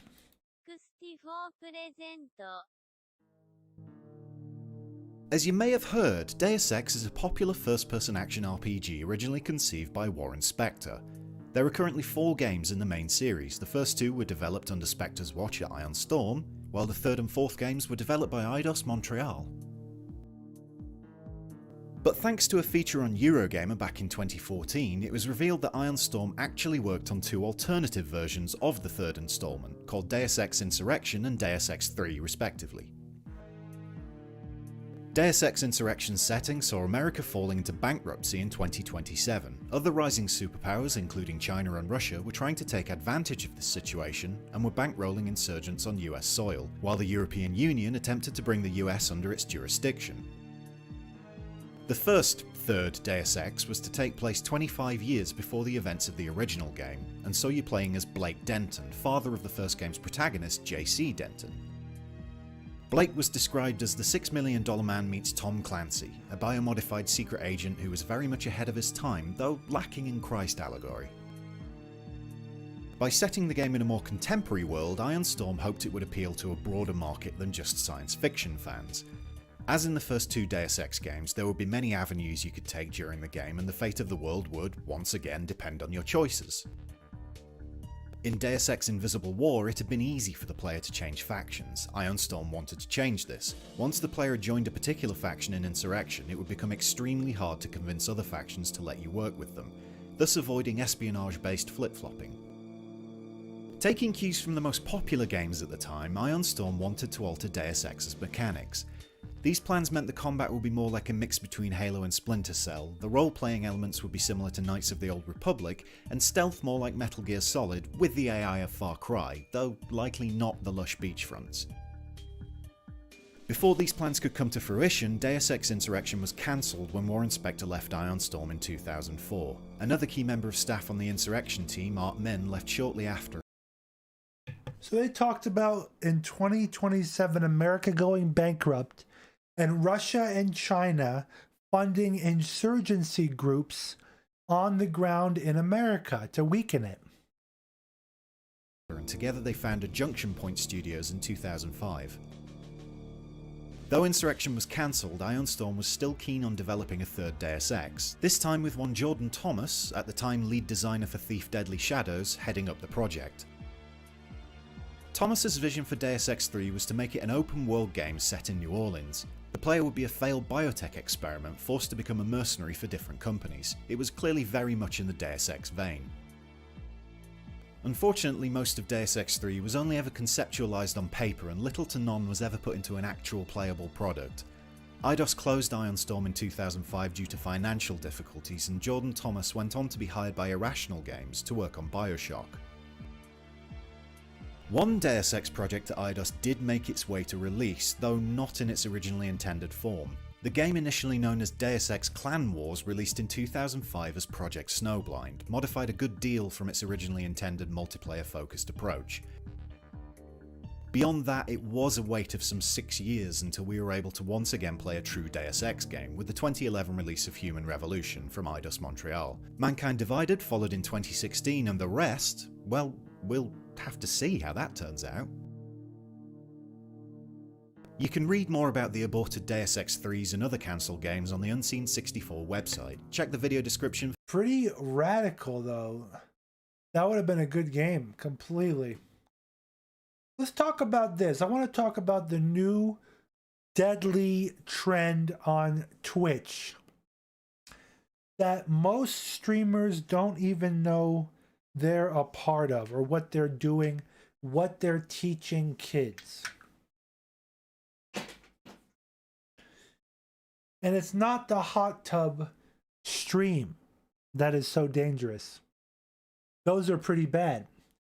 It is the gambling streamers. Popular streamers on Twitch are now gambling on Bitcoin and crypto slot machine online gambling websites. And they are using a lot of money because they have a lot of money, and they're teaching kids how to gamble. But look at some of the symbolism. Now, I like XQC. I don't think that he overtly knows what he's doing. He's just following a popular trend that a lot of other Twitch streamers are doing. These gambling streams. Because when they hit huge jackpots, they can make videos about it that a lot of people watch, and the algorithms pick them up completely. Dude, Now look at the symbolism of this game. Dude, where is it? Come on, somebody, for the love of God. Nice. Premium. Finally. Premium. So his balance is $30,000. He has $30,716 that he's playing with right now. It's some people only make that much money in a year. So that's how they win big, because it's mathematical statistics that when you play these games with enough money and you're willing to lose $30,000, you're gonna hit one big jackpot, possibly. Premium. Give us the juice, you little nice. bitch. Okay. Look at the symbolism. Fucking. Now, he didn't invent this game. He's just playing the popular game that everyone's playing. Just like the hot tub streamers that are, making their money with their tits out on a gaming platform. Fucking cowhead. Come on, Cow. Come on, bro. Nah. Cow. For trigger? Yep. Blah. That would be nice. Blah. Nice. Get the juice. Give us the spins, you fucking slot. You dirty little fucking slot, you. Oh.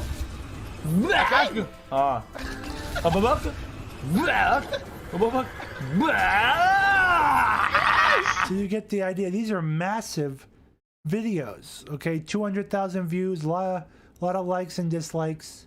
Let me show you where this stems from. Okay, this is now coming to America.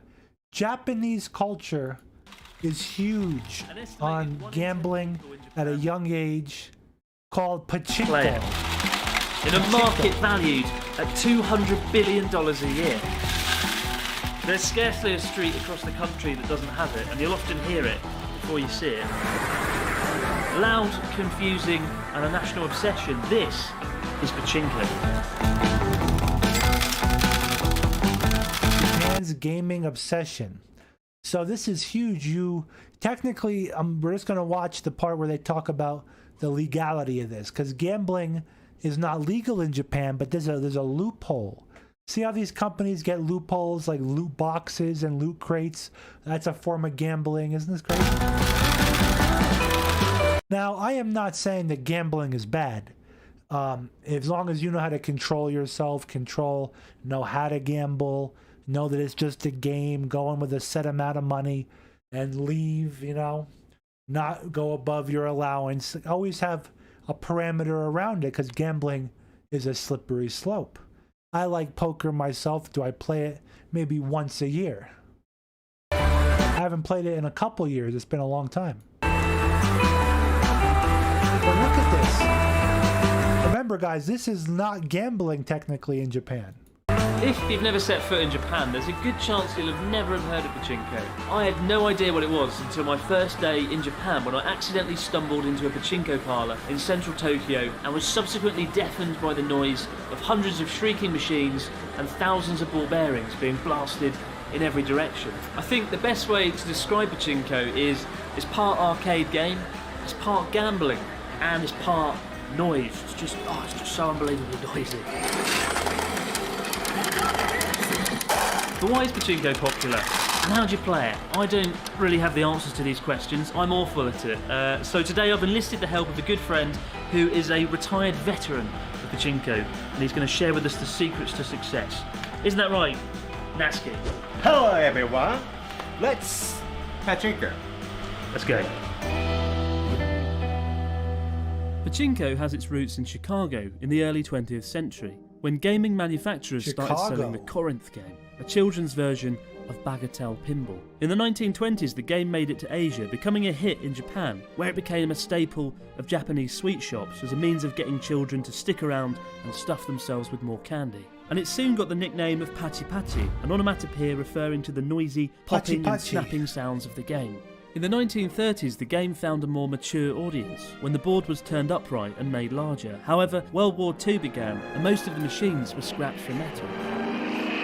For a time, the game disappeared, and didn't re-emerge until the late 1940s.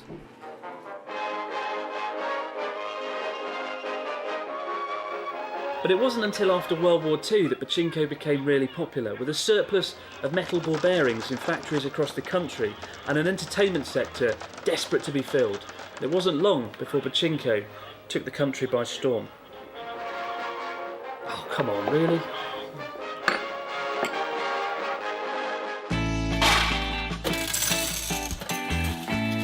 Typically, in most pachinko parlours, each ball represents 4 yen, with players depositing 500 yen into the machine in return for 125 balls. So 500 yen's like $5, basically, right? Roughly. But this is coming to America now to much younger kids, not in pachinko form, but in online cryptocurrency gambling. Pretty scary in my opinion. For the first 30 years of pachinko, for kids to do it, it was very mechanical. It all depended on the amount. But you could see how this is a slippery slope, ladies and gentlemen.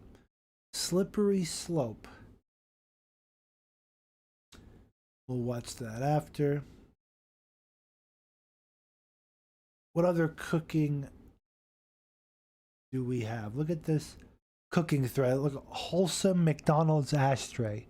From the 80s, right? When they let you smoke in McDonald's. Amazing, right? Remember, the same government that used to say pregnant women can smoke. They're telling you to wear 5 masks. This guy made pizza, he said. Then someone answered and said, no, you made failure. What kind of pizza is this? Broccoli crust pizza? Oh God. Vegan pizza. This guy made low carb pizza. Okay. This guy made real pizza. A lot of pizza threads on cooking. How about this though? Here's a curveball for you Anons out there. Do you like mussels? This guy says, mussels, anyone? How do you digest them? First of all, this guy's mussels are freaking good. Okay, this is just how I like it. With like a wine butter sauce with a lot of shallots and garlic and herbs, and you have a couple loaves of bread. And you eat the mussels, you dip the bread in there. It's almost like a soup. A buttery broth, that's really good. Okay. My immigrant dad had a lot of French lab mates and learned how to cook steamed mussels from one of them and became his dish. He'd make it to treat the family. The whole family wanted it. Good story, Anon. But no other Anons. Too much.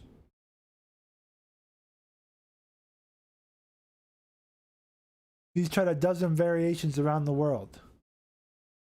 Pretty interesting, pretty funny thread. Look. Another Zod thread. Look at this one.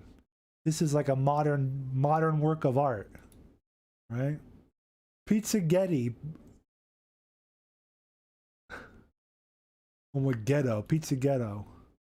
Ooh, and what is this, guys? What in the world? That is a travesty. Freaking travesty. This is the travesty aisle. What is that? Double-decker hot dog pizza. Wowzers.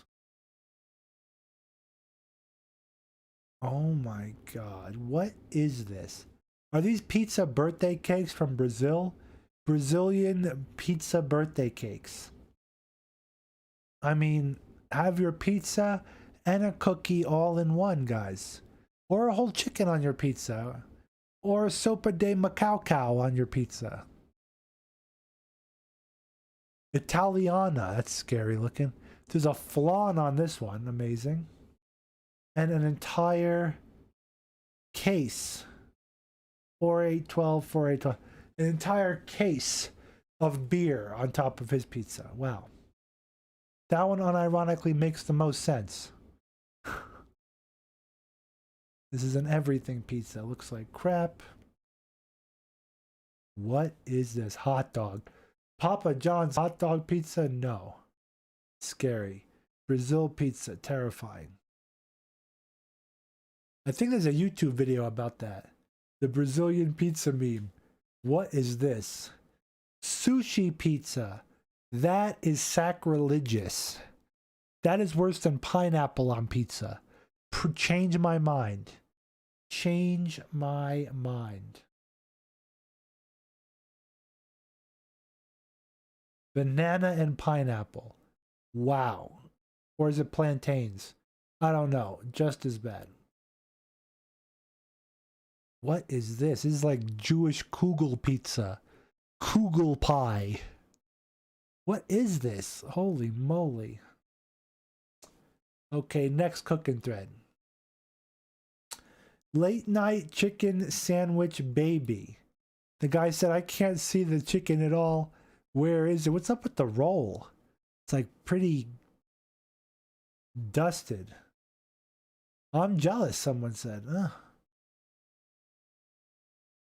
Jealous of the chicken sandwich.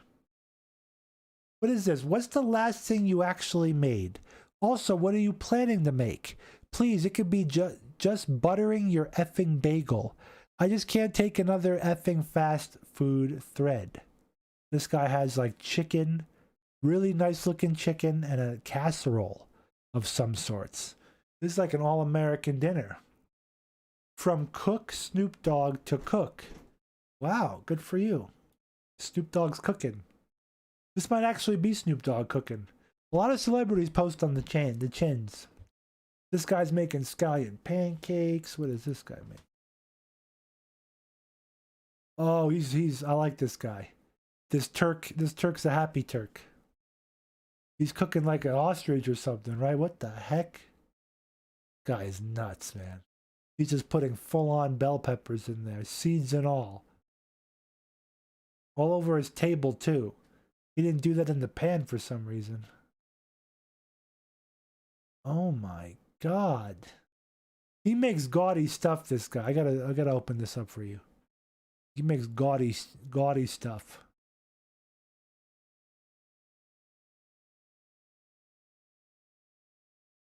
Ay, ay, ay.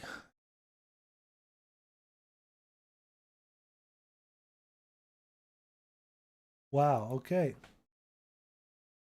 The Anon wrote after posting this, was starving in the middle of a 48-hour fast, said screw it and threw together a half-assed stir-fry with a 5-ounce can of sardines, a third of lo mein noodles, and a half a pound of frozen stir-fry veggies.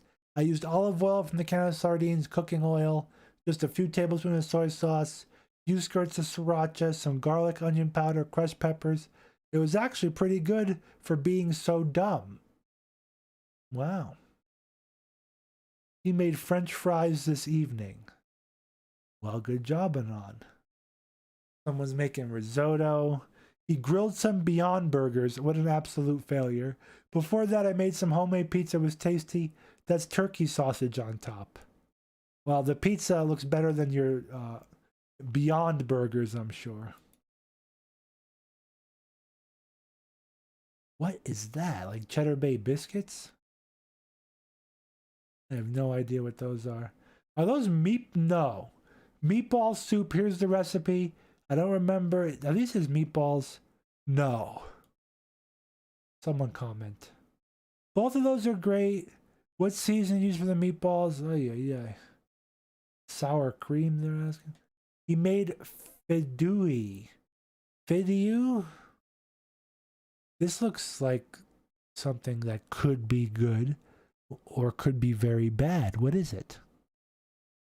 He made fideu yesterday. It was okay. I was low on fish stock, so we had a chicken bouillon that flavor. I can't find the idea aioli. Only got. I don't know what this is, but things like this intrigue me. It looks good. Someone said, "Hi, those shrimp, some type of noodle, vermicelli, maybe scallops, bay scallops." I have no idea. I don't know what this is, but I want to eat it because it makes me curious. Have you heard this word, chat? What is this? Made fideu. It could be Cajun. It could be F-I-D-E-U-A. Fideu. I don't know. Sound looks good. Back for your pleasure. What is this? What are you? You look weird. I loathe you. That's a Yorkshire pudding on top. Where's the meat? That's a Yorkshire pudding on top. Wow. So this is like a British roast. Mash, gravy, corn. I loathe you, someone said. I would eat that. I like roasts. This guy made some ribs that look pretty good. You guys would probably approve.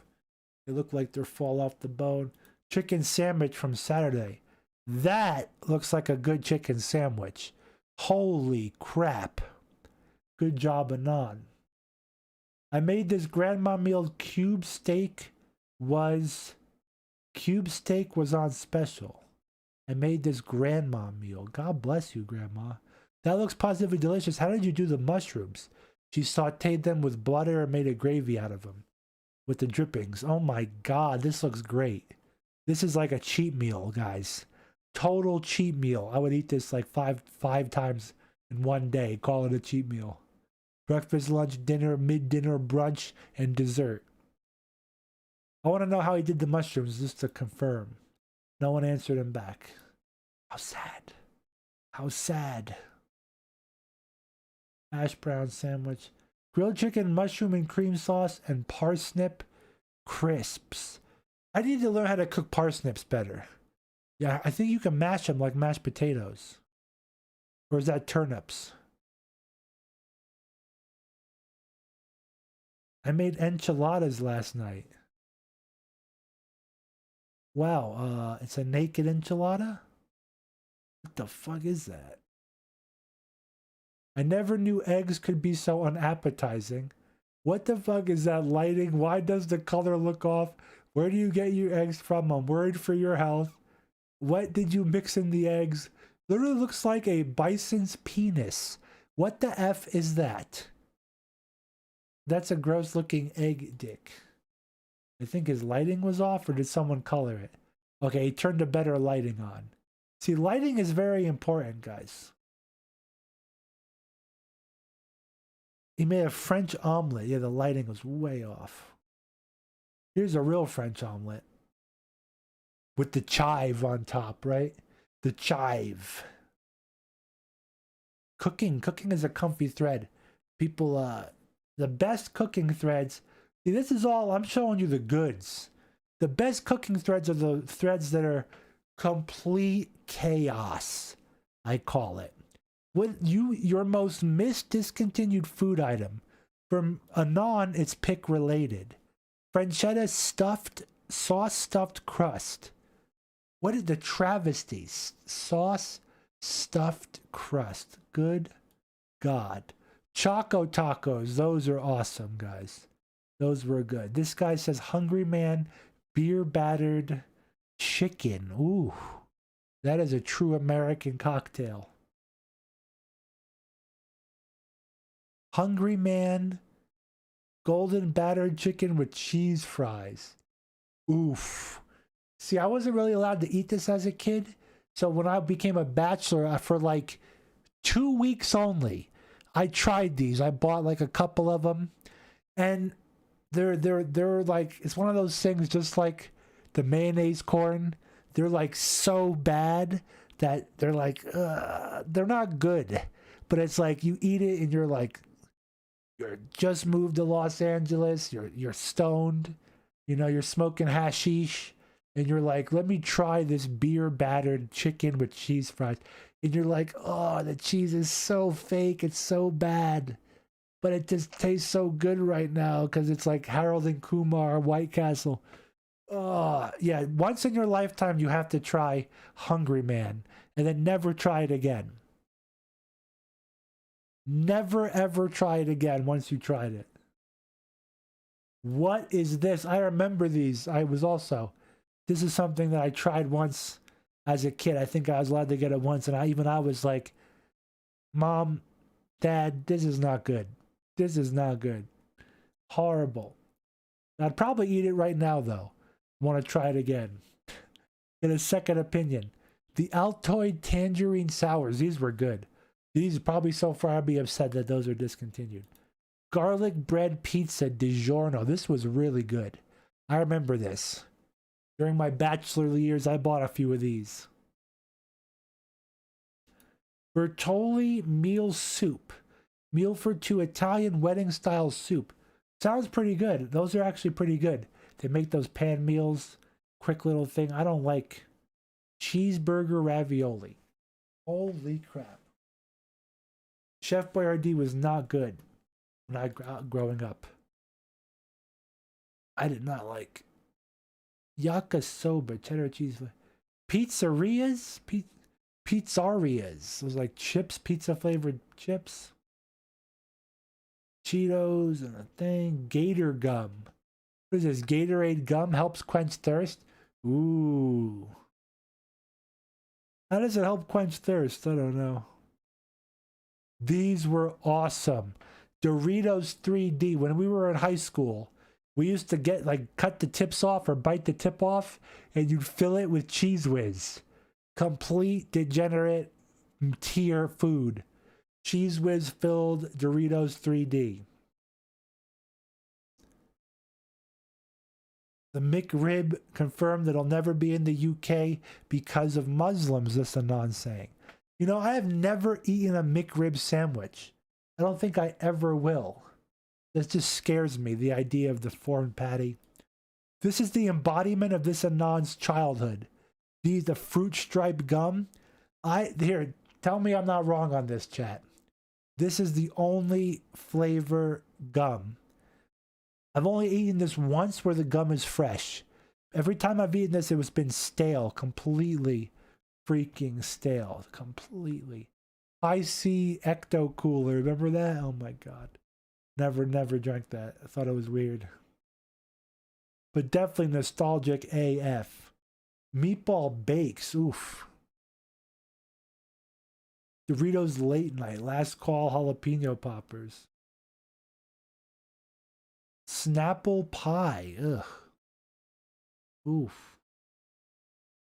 The Decadent Molten Chocolate Cookie. Ay, ay, ay. Ah, that's like hardcore.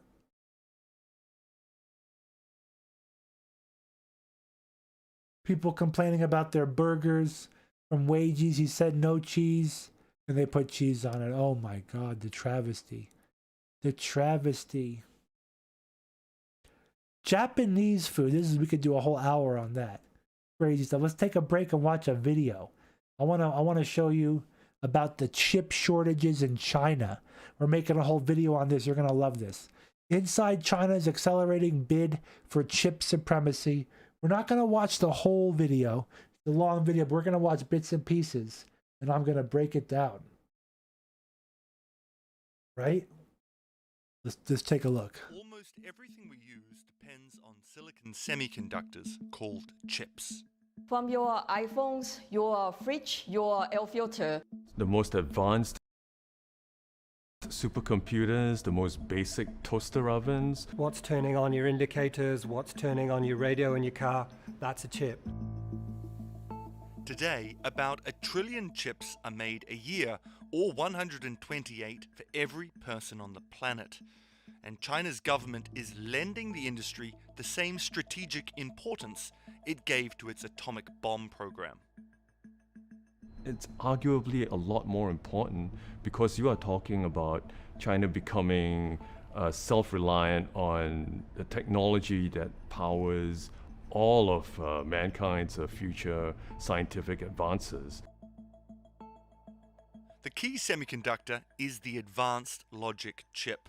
It's the most expensive and complex piece of silicon that gives computers and smartphones their intelligence. This is the microprocessors designed by Apple, designed by Qualcomm, are made by only a very few companies, and they're made on the very, very most advanced manufacturing. Okay, here's pause number 1. These fabs, like these fabricators, guys, these companies that make these chips are located in Taiwan, okay, and that part of the world. Why can't, I mean, is there state-of-the-art labs, you know, dust-free environments? Why can't they build more of these? Why don't we own one in America? How come Biden's not talking about making one? Or Texas or Florida or Ron DeSantis? How come there's no like big people like Elon Musk? There's something going on behind the scenes, some type of contracting or something. Why can't we build these elsewhere?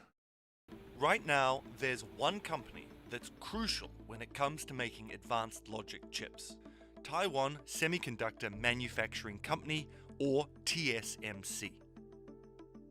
And it is a company that makes customized chips for a lot of global tech companies, including Apple and NVIDIA and MediaTek. So when TSMC has a shortage, entire industries shut down. And this dependency on Taiwan worries Western countries. The other concern that has been voiced by others is the fact that China claims Taiwan, which is a democratically self-governing island. China has always said it wants to take over Taiwan by force if necessary. Which is a very important subject. The fact that China wants to take over Taiwan.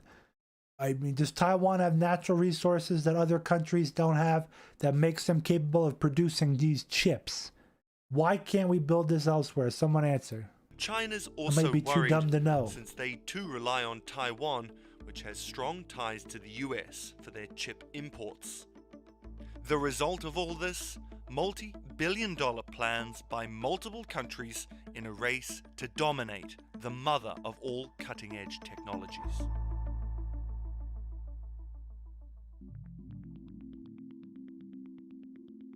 The transistors which give chips their functionality are small, very small. The way to measure size in the chip industry is in nanometers. These are billionths of a meter.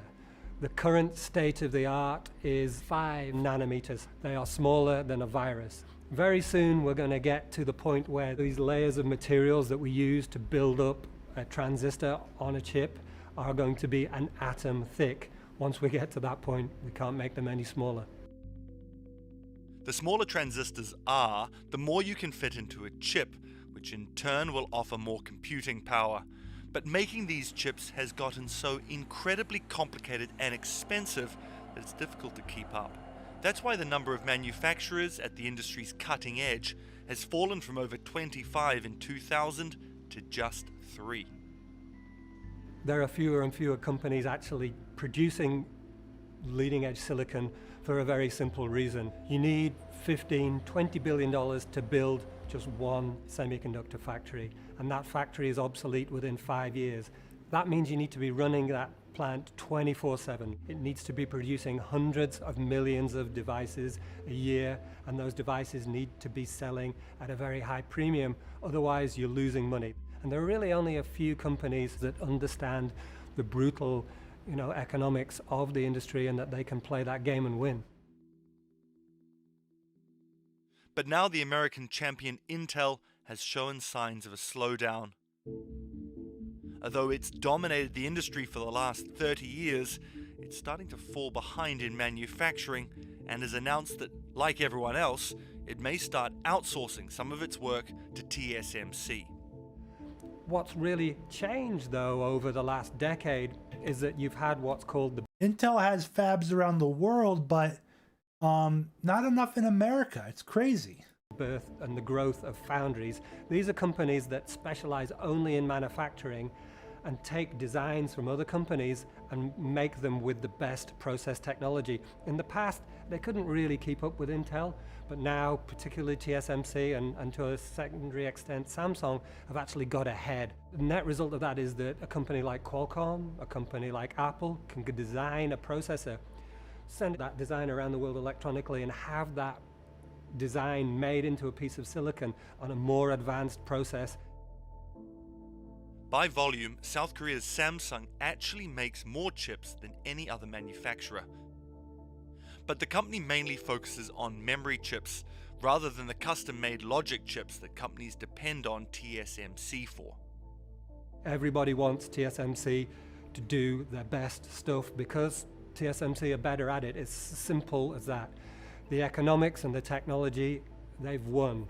Above 30% of the most advanced logic is done in those factories in Hsinchu by TSMC engineers. Both Samsung and Intel have recently announced multi-billion-dollar investments in the foundry business, although they won't be a threat to TSMC for years to come.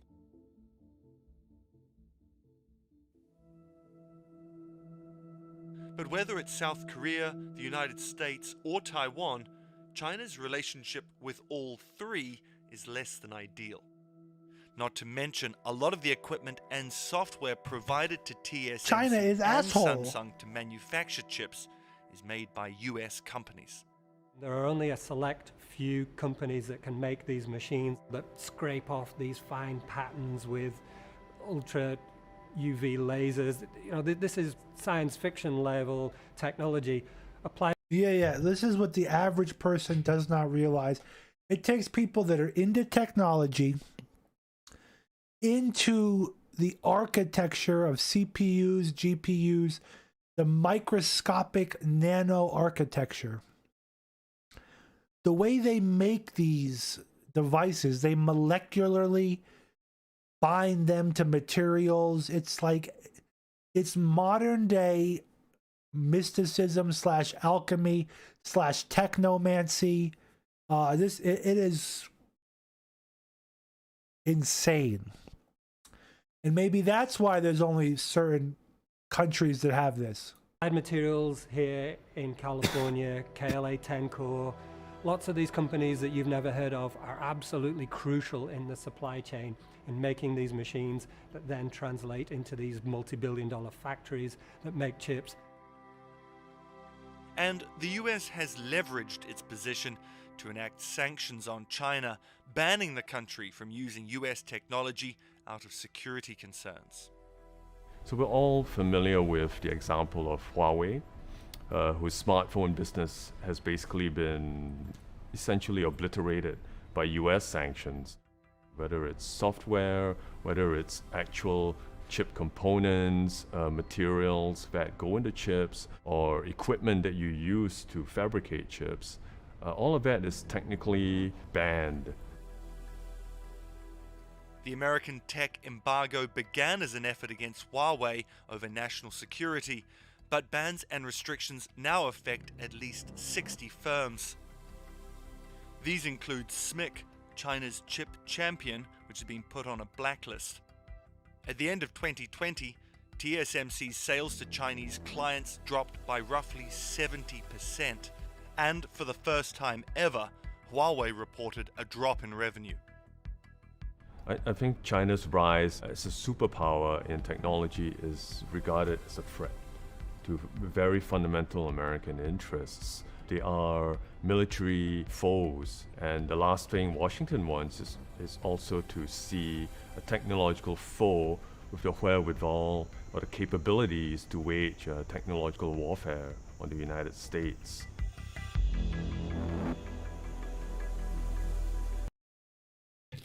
Great video so far. I'm intrigued. Let's keep watching a little bit more. But US sanctions might not be such a simple solution. China is the largest purchaser of chips in the world, as well as a manufacturer of less sophisticated chips for companies like Qualcomm and other American companies. Bear in mind that a lot of American businesses rely on China for growth. So there is very strong pushback from the private sector to allow the flow of American technology to China to resume. But if you look at the overall picture, I think the Biden administration shares the Trump administration's objectives in curtailing China's rise as a technological power, and that's because that would have ramifications for really long-term strategic goals. We're investing aggressively in areas like semiconductors and batteries. That's what they're doing and others. So must we. But cutting China out completely. Papa Joe's right. We must invest in building our own semiconductor fabs, or investing in companies to move here in America. Completely isn't an option, since much of the world depends on China to manufacture most of their electronics, like iPhones. A chip designed, say, by Apple in Cupertino in California will be made in Taiwan, then packaged into something that's going to end up in an iPhone in the Philippines. That chip then makes its way to China, where it gets... Guys, I want you to, you're going to vote right now. We're going to play probably a half hour of a game tonight at the end of the show, because I want to record the footage for the main channel. It's either going to be episode 1 in a Project Zomboid playthrough. Press 1 for Project Zomboid, or press 2 for Enderall, the Skyrim overhaul mod pack. Enderall. 1 or 2. 2 for Enderall, 1 for Project Zomboid. It's plugged into an iPhone. That iPhone then gets on a plane and gets sold in Europe, or maybe even comes back to Cupertino and gets sold in the Apple store. So the semiconductor supply chain is arguably one of the most complex and widely geographically spread supply chains in the world. From Beijing's perspective, US sanctions are a way to keep China at the bottom end of the supply chain, forever stuck as a low-tier manufacturing hub. That's why China is determined to become self-sufficient and is shifting into its highest gear. During its annual NPC meeting in 2021, President Xi Jinping pledged $1.4 trillion to accelerate their tech industry and become totally independent from foreign technology. One of the announcements that we've seen come out since the NPC has been SMIC, China's top chip maker, signing an agreement to build a $2.5 billion semiconductor foundry or manufacturing plant with Shenzhen's government. And I think you'll see more of those private-public partnerships where a private giant or entity such as SMIC drives more efficient private capital into national objectives. Unbelievable. SMIC, or Semiconductor Manufacturing International Corporation, is China's largest foundry, although it's still decades behind. Where is America's largest foundry? You're about to say it's decades behind Taiwan's, but still it's decades ahead of America's personal Texas semiconductor foundry, right? And then but everyone's kissing Elon's ass. Elon Musk, he's so great, he's so great. Why isn't he spearheading initiatives against semiconductor companies or building our own? Behind Taiwan's TSMC, China has shown its ability to throw money and human resources at the development of mega projects. But the chip industry isn't quite the same thing.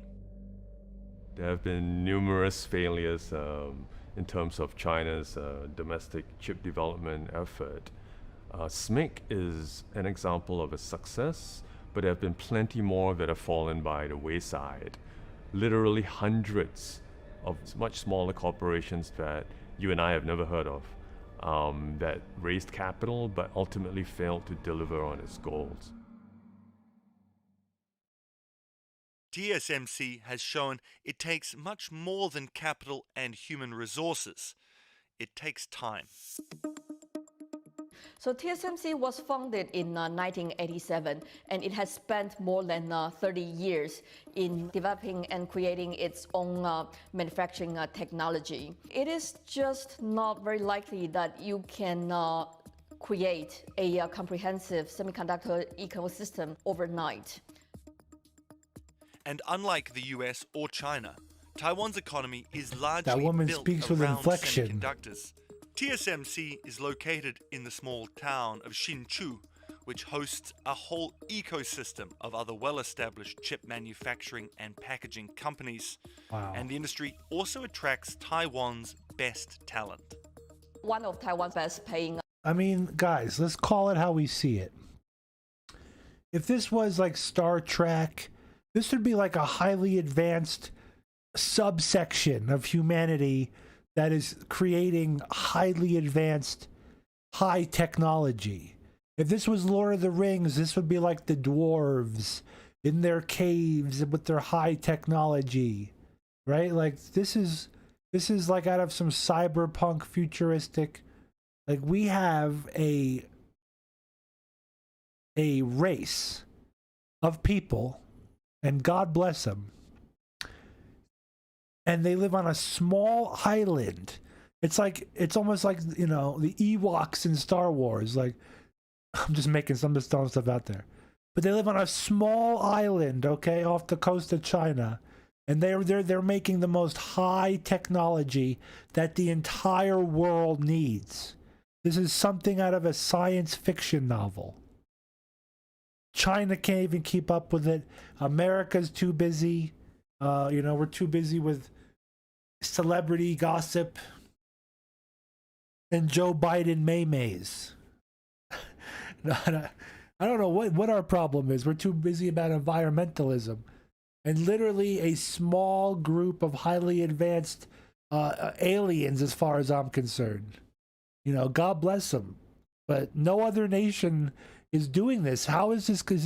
Why there? Why does TCM isn't like, wow, well, we got this down pat. Let's open up a company in Alaska. Let's open up a company in France. You know, let's make shipping easier. It's like, you know what I mean? I don't know. It's just, it boggles my mind. And all the people that work here, it is like it's an entire industry. Skilled labor, monotonous skilled labor. Industry is the semiconductor industry. A lot of it's robot so with stuff. That incentive, a lot of school children would see the electrical engineering or anything that's related to the semiconductor manufacturing as their top choice when they decide on which university departments they want to go to. So in the US, you have students choosing to study computer science or other subjects that would be more related to the skills that big tech companies like Google or Amazon require. Likewise, in China, students are much more likely to be attracted by companies like Tencent, Baidu, and Alibaba, or make their own app. One of the things that Chinese officials in recent years have been stressing, it's fine to build the world's best food delivery app, but at the same time, you need also to be able to attract talent into areas such as AI, quantum computing, basic scientific developments, what we call the hard sciences or hard tech. To counter the lack of talent in the field, China's been recruiting talent from abroad, which has been controversial in Taiwan and the US, considering China's history of taking intellectual property. China has been hiring aggressively from Taiwan over the past few years. And what the US may be concerned is these people may bring their know-how to China and help China build up a semiconductor industry more swiftly and more effectively. Huh. And there is actually a well-known IP theft case. The US memory maker Micron has sued Taiwan's UMC and a number of engineers. Micron alleged that some of these engineers formerly had some know-how from Micron to help UMC's Chinese partner to build up their memory chips in China. But all these resources and talent still don't necessarily look at this equal place. success. To make a profit, companies like TSMC have a huge amount of Oh, I don't know if you've seen this before. That some of these. But all these resources. So, when I start the video again, pay attention to the ceiling. The ceiling has an entire robotic system that moves around the discs, the silicon, the microchips. So they're never handled by people. Still don't necessarily and look, it like equal goes success. up, goes in to the make a profit. Look at Companies this, like look. TSMC have a huge amount of orders from wild. a diverse number of clients, and that also takes years to build up. Each one of these little tiny things is a chip. 1, 2, 3, 4, 5, 6, 7, 8, 9. So could be if a core, Taiwan was could suddenly cut off by a phone China chip. invasion, for example, there is no TSMC replacement. Yeah. Let's say if Apple decides to find another partner, it will take years for them to get this other chip maker to be ready, if at all. So without TSMC, you will not. Listen. Let's just pretend China invades Taiwan and they damage, whether on purpose or by accident, this company's foundry. If they damage the factory, it would set the entire world back, technologically speaking, including themselves. Now, the military has their own small-time manufacturers, but nothing like this. Like no foundries. Not be able to have chips in your iPhones, and you will not have chips for your F-35 fighter jets that the US flies. So it will be a very different world we are talking about without TSMC in it. This choke point came to light during the pandemic, when a chip shortage cost the auto industry billions of dollars. The pandemic has been a fascinating story and arguably a turning point moment for the semiconductor industry. Dial the clock back a year ago to early 2020 and the forecasts were dire. Economic activity around the world in the pandemic was going to come crashing down, and that was going to kill demand for semiconductors. What really happened, though, was as we were locked in our homes, studying and working from home, we felt an increasing need for the electronic services, for the electronic devices that had been around us all the time, but we felt a much more intense need for them. And that had a knock-on huge effect in creating demand for semiconductors. Yes, I would love a brand new 30 series 3080 graphics card. I would love that, but they're like, you can't get them. They're non-existent. They're out of stock everywhere. If there was a rich anon out there that has a miner and has like hundreds of them, 3080, send me one. Roll the clock forward to where we are now, demand has come surging back. And it's come surging back in sectors where it really wasn't expected to. For example, the automotive industry, which thought that essentially the world was ending, that there was no demand for cars and they were going to have to shut plants down. They're having to shut plants down because they can't get enough chips. This prompted the US to sign deals with TSMC and Samsung to build factories on their own turf.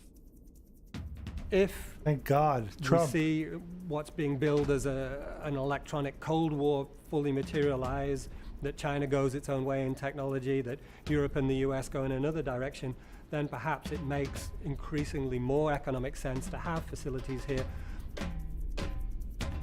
Yeah, duh.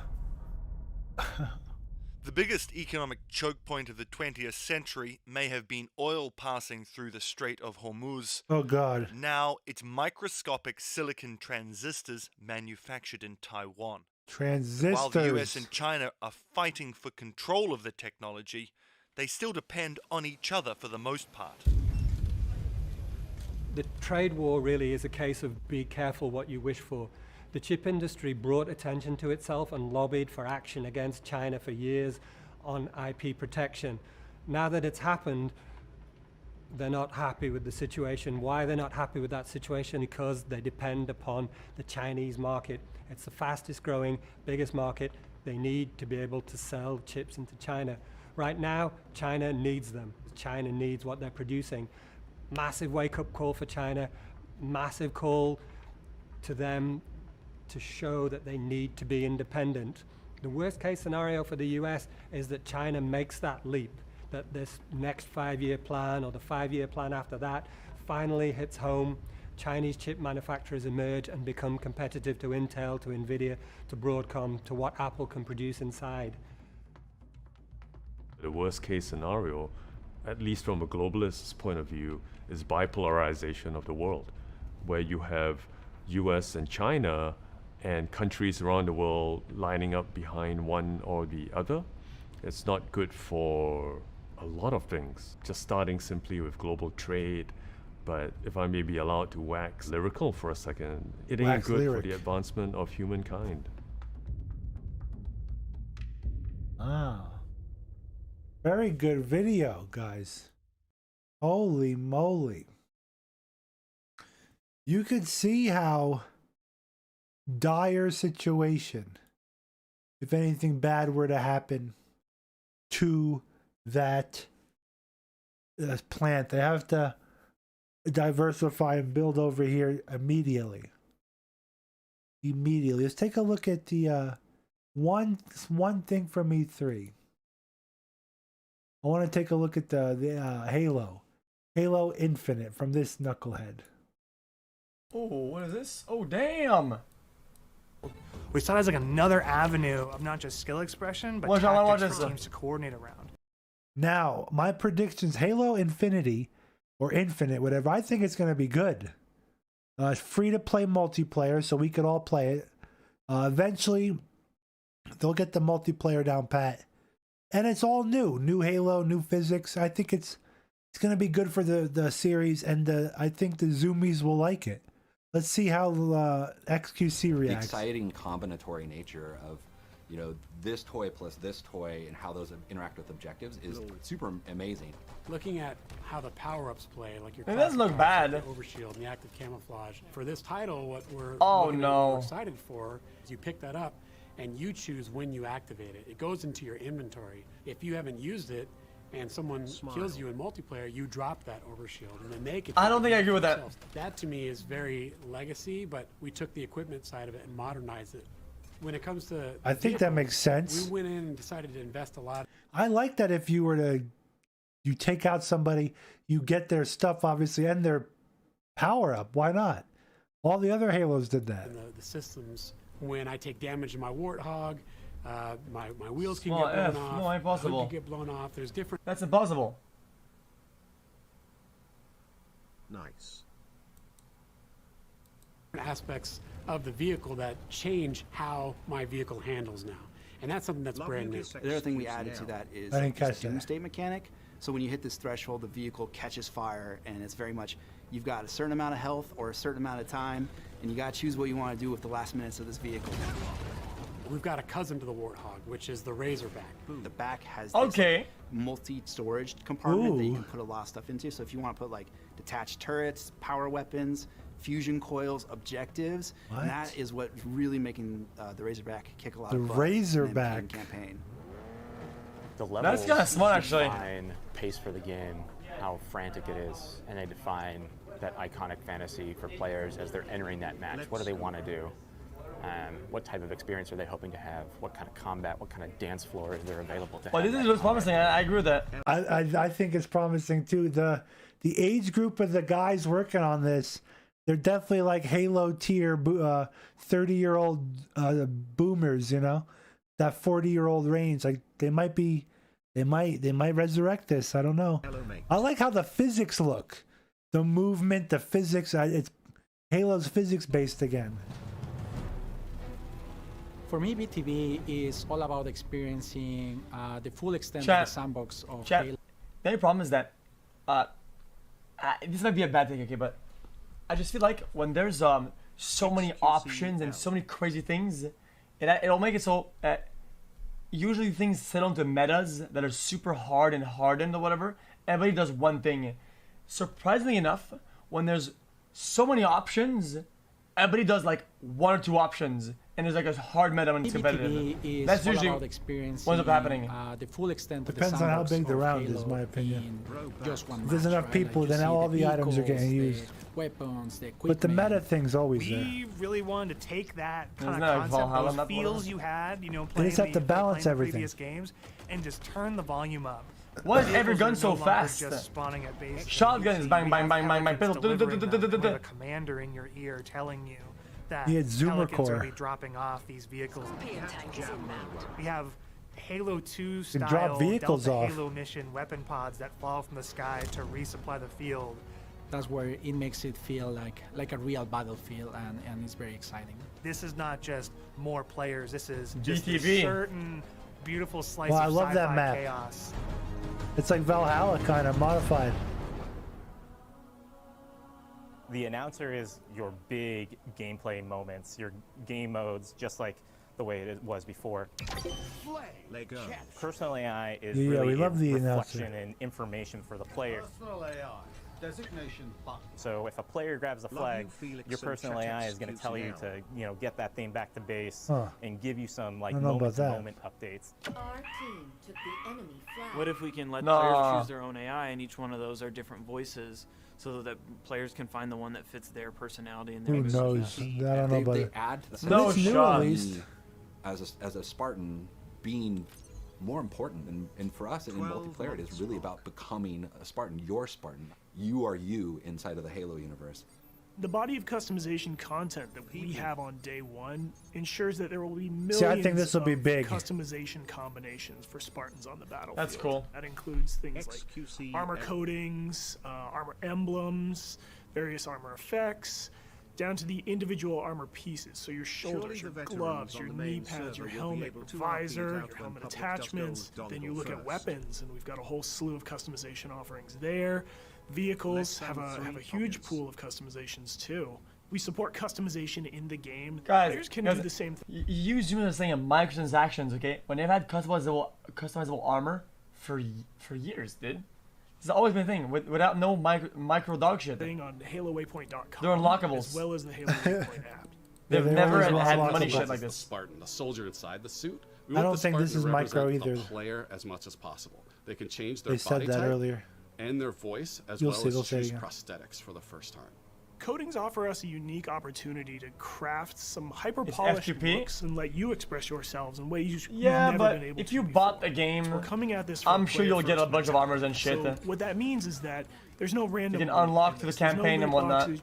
It's I'm very excited. important to us that everyone understands exactly how they unlock. You know why I'm excited? This will be the first Halo that I learn how to play it with mouse and keyboard, like it was intended to be played, like how Microsoft originally played it.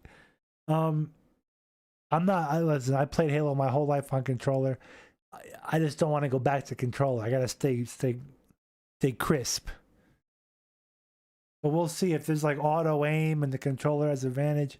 Who knows? I know what people want. I think what people want is a free, good, amazing AAA game that doesn't lag, with nothing to buy, nothing to pay for, no DLC.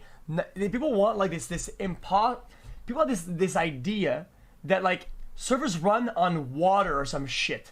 People think that server costs run on fucking fresh air from the outside, you degenerate fuck.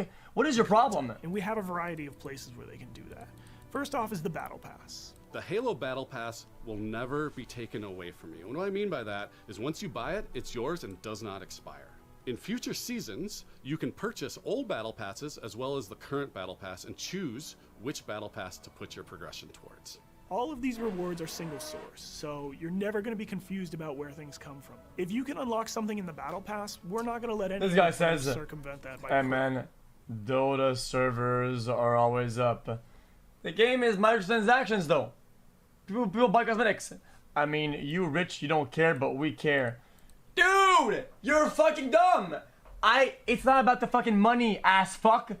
Listen, if there's cosmetics that you can pay for, you don't lose anything by not buying anything.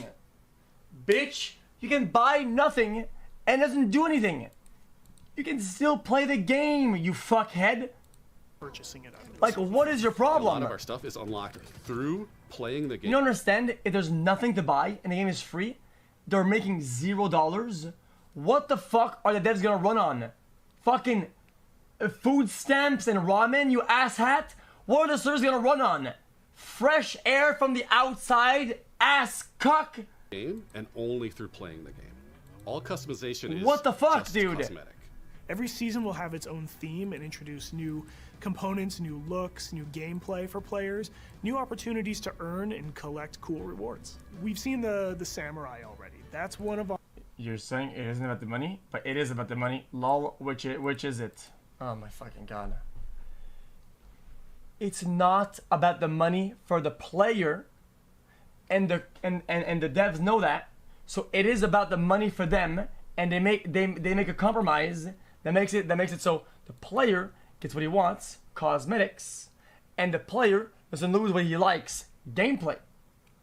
While they keep the servers alive and they pay the developers to make the content, fuckhead. Our event armor cores, and that's going to be something that players can earn through gameplay for free. With us going free to play for the multiplayer part of the game, like that was a big goal because, you know, how do we have a way we can always bring players in, right? And they can, when we have a new update, they'll just dip their toes in if they even just want to see it. Not You're only delusional. free to play, but we're free to play on PC as well as console. And what that means is we're able to get the biggest audience we've ever had. Everybody gets to play with no barriers, and even better, your progression varies from one platform to the next. Getting our game to buy on PC and console. Shut up, man! I can't. Well, I'm done. Fuck this video. Fuck all this. I can't. Amen. Practice with specific items, and also training mode that you can use to just get warm, explore the game as you want to. For players who are new to Halo, let's help them learn what this universe is about. Some of these characters, what are they about? You know, chat? And help them kind of know the vocabulary that people have been speaking. Here's what we're gonna do, okay? I'll give you a scenario, let me know if it's good enough, okay? Your character will always have the same power, right? But then, I'm gonna add a twist to it, okay, in chat? If you want, your name is always gonna be red, okay? If you play 200 hours and you're good at the game, he's taming your all armor the zoomers in his chat can be purple. that don't But know about if you pay Halo. $10, it can be blue. None affect the gameplay. What is the problem with that? What is the problem with that? I say, yeah, but I want the blue armor, but I don't want to pay the $10. Then don't pay the $10, bitch fuck.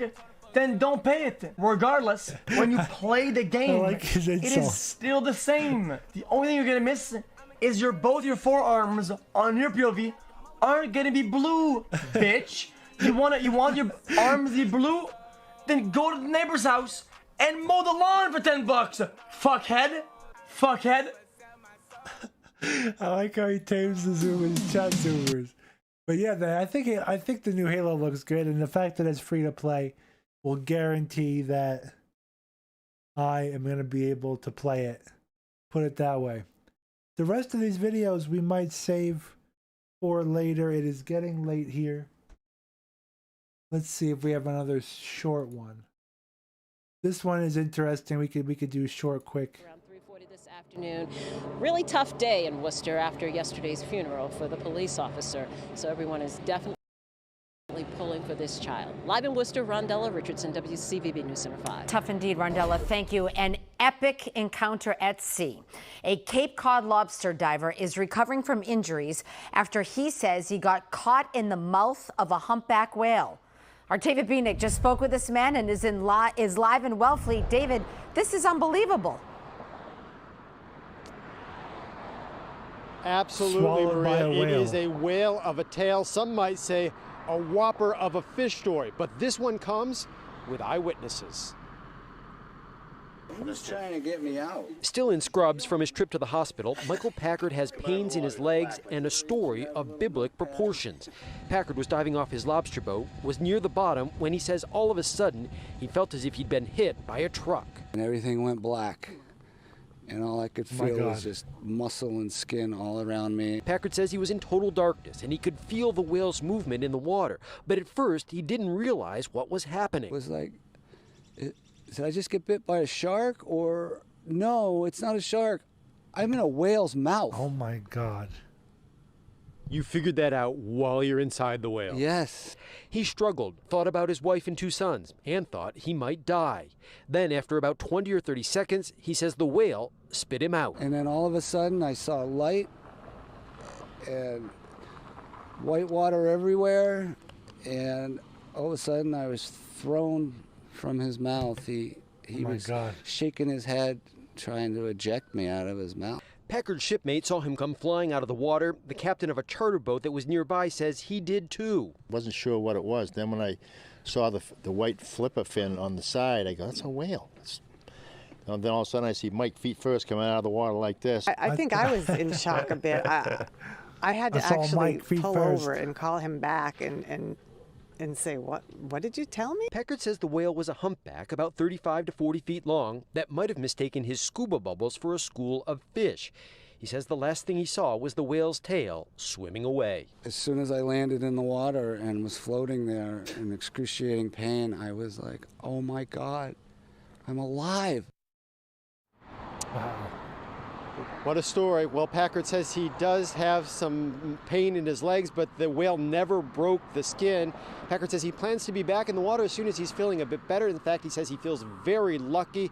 And while he was at the hospital, a nurse came up and asked him to jot down some lottery numbers. Unbelievable. Absolutely unbelievable. We got some more videos for next time. Another one by Numbnuts. What is this guy talking about? U.S. military guns go missing. You won't believe where they're showing up.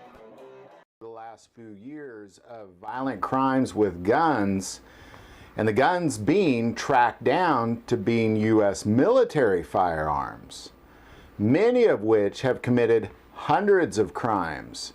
As they trace these guns down, these guns, as it turns out, are U.S. military property.